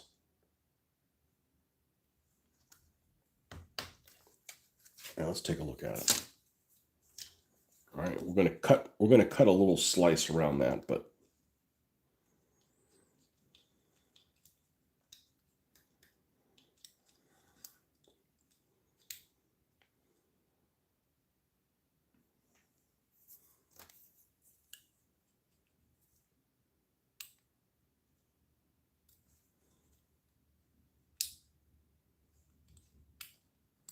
we need to remove a little bit of the corner just so we can place it where we need it to go. A damn tire's in the way, so I'm just going to come in and make sure I don't take off more than I need. All right, now we can place this where it goes ish.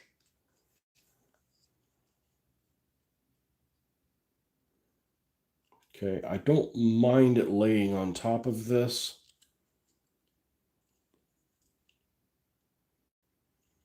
Because if I have it sit inside, it's not really going to work. So I don't mind it laying on top of that.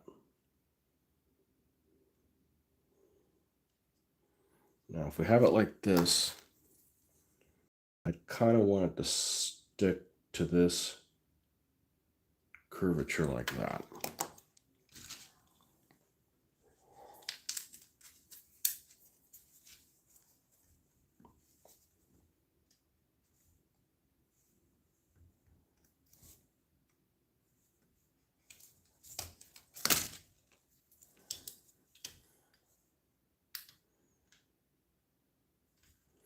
Cut a little bit more off of it.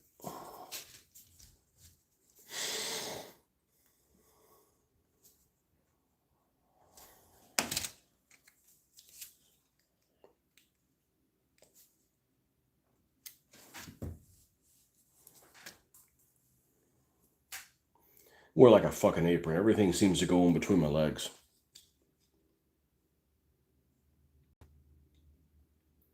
Okay, I think something like that would probably be just fine.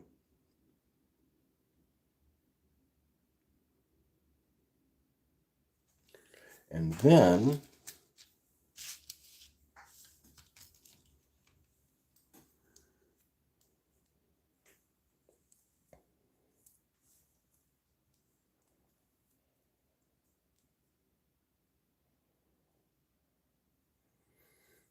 man, I think if I glue that on top of it, I'll look pretty freaking good. Yeah, let's do that. Where's this glue business here? Right here? All right, let's just, hold on. Hold on a second.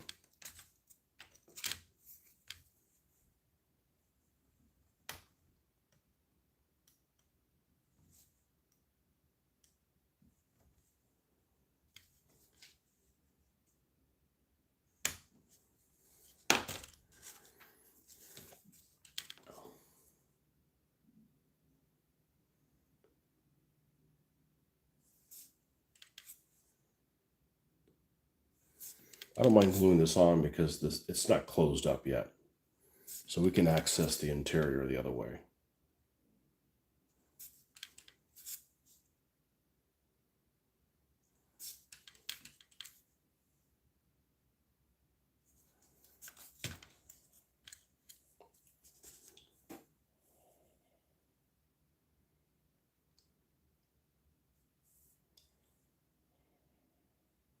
God bless it.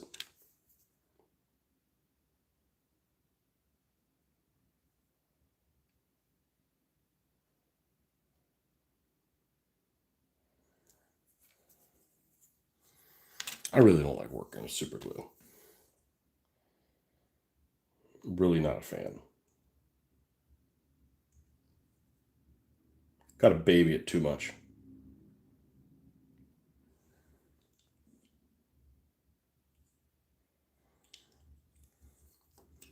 And then on top of this,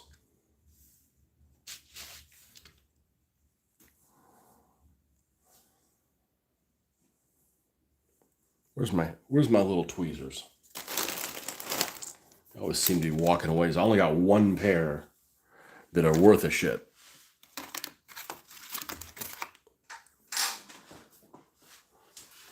None of the other ones are worth a shit.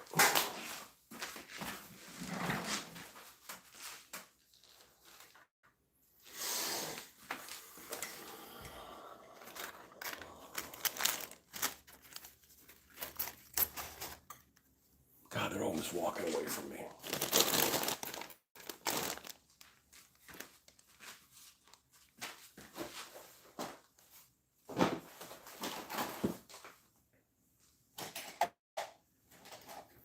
I guess I'll push it around with this. It's not really what I wanted to use, but... All right, where did it go? Here it is. One of these sides is more flush than the other. Let's see what this looks like. Wish I could use weld cement on this. I like using weld cement.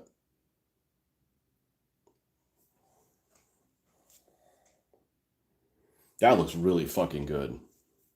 All right, let's go ahead and glue.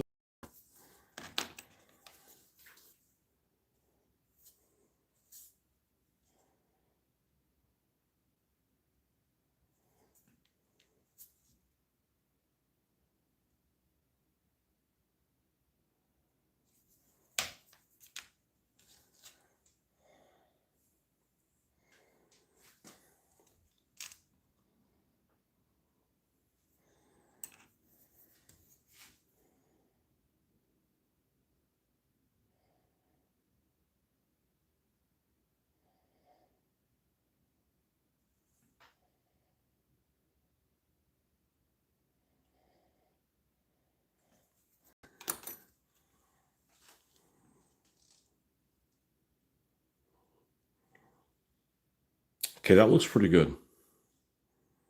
That looks pretty good.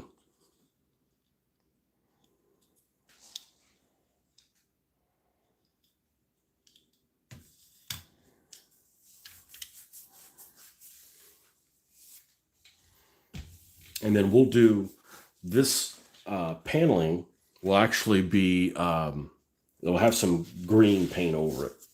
But the actual net will have the blue. A blue that's like this. It won't necessarily be metallic. It'll just be like some mid-range blue. And then, of course, it'll be, damaged and shit like that.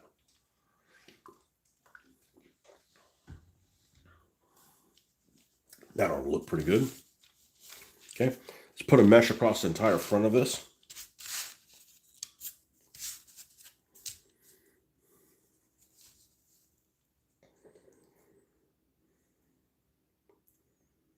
Well, the height is spot on.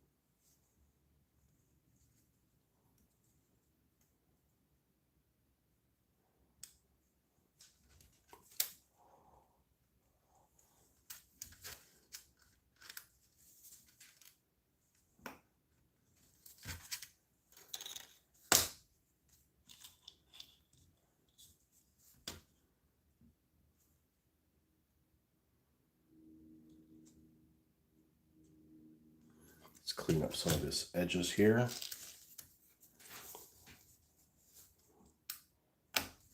Like that, take that off, that. Okay, and come across here, clean that up, clean that up. You know, we got to care about our drivers. We don't want them to get tetanus just yet.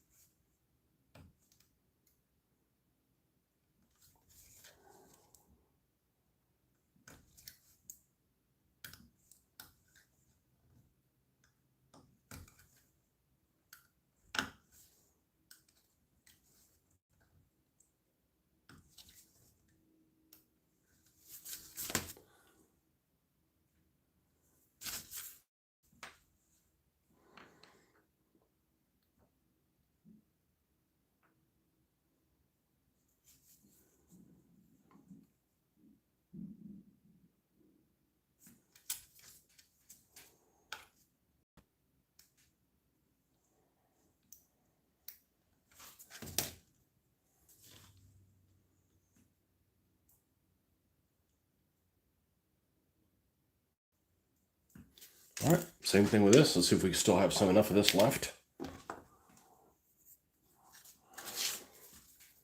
How are we doing? I think we got enough.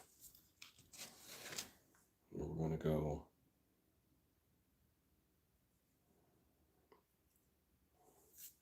Yeah, this increased drying time super glue is definitely what you need to do.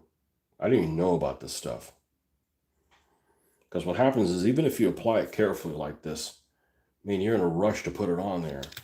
And you don't want to apply it and it dry on here and it not stick. Because super glue really doesn't like to stick to itself.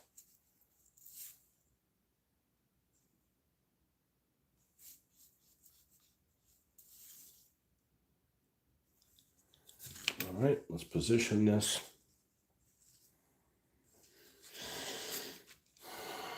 Okay, where did it go? Let's position this.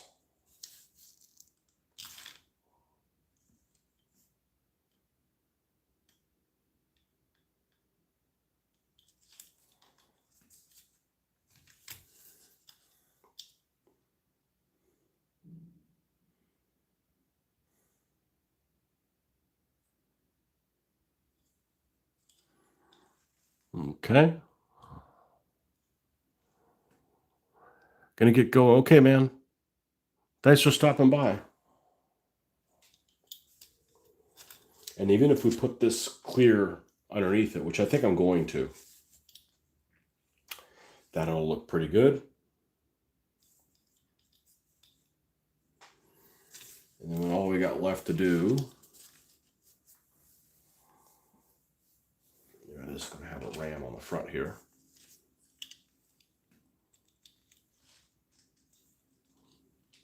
Look pretty damn aggressive. Again, you can repaint this, but why would you? You're going to lose this graphic of this insane clown? If there's a certain clown that you want to have a certain look on it, okay, sure.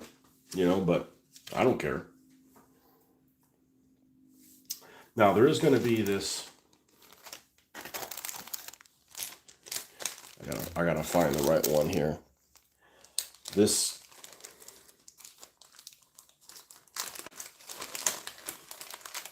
device up here on the roof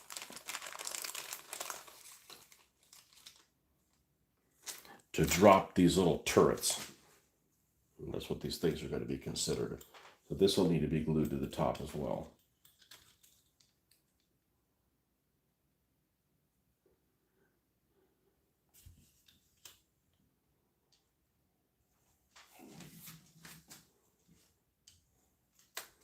And we could probably glue that now.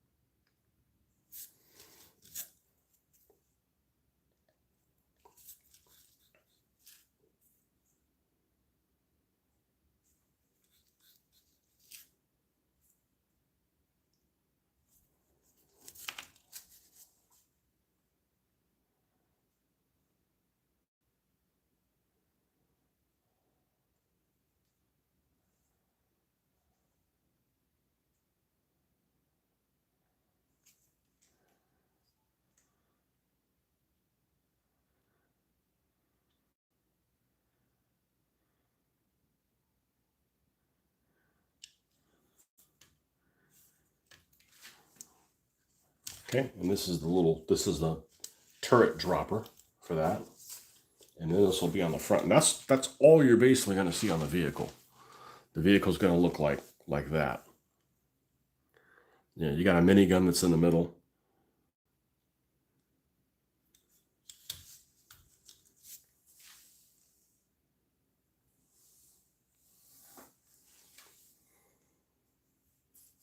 I'll leave this little window open, this little side window, which means if I'm going to do that, I'm going to leave this little side window open.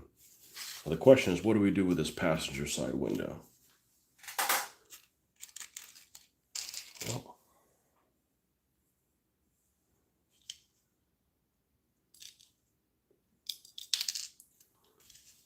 is it wide enough to go across?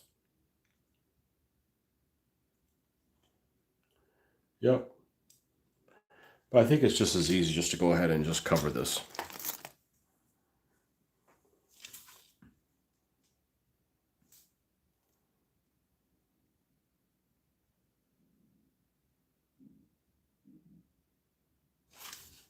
We'll have 4 of these showing.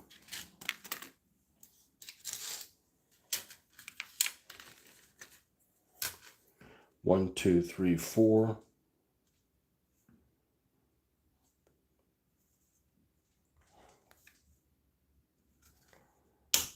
Cut across like that. And I'm going to go across like that. All right. And I like these little ends showing here, like little attachment points. And I don't know if this is about the right size right there. Maybe take a little bit off the top here.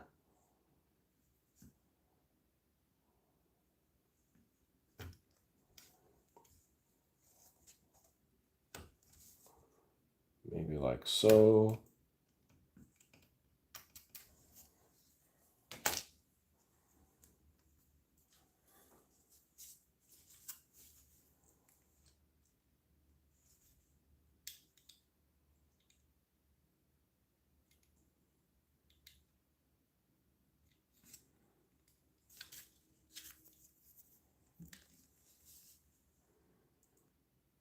We'll go all the way across the edges like this. I mean, at this point, like this thing's gonna look great.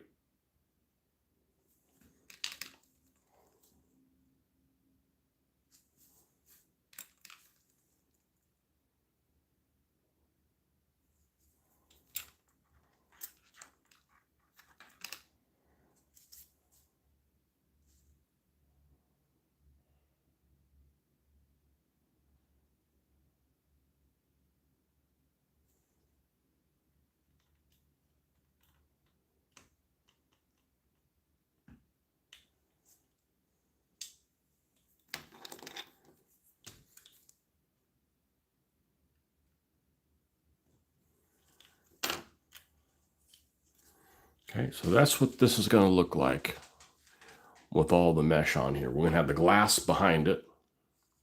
That'll give it a little bit of a blue hue to it. Light blue hue. Won't be any glass back here. This will be painted black.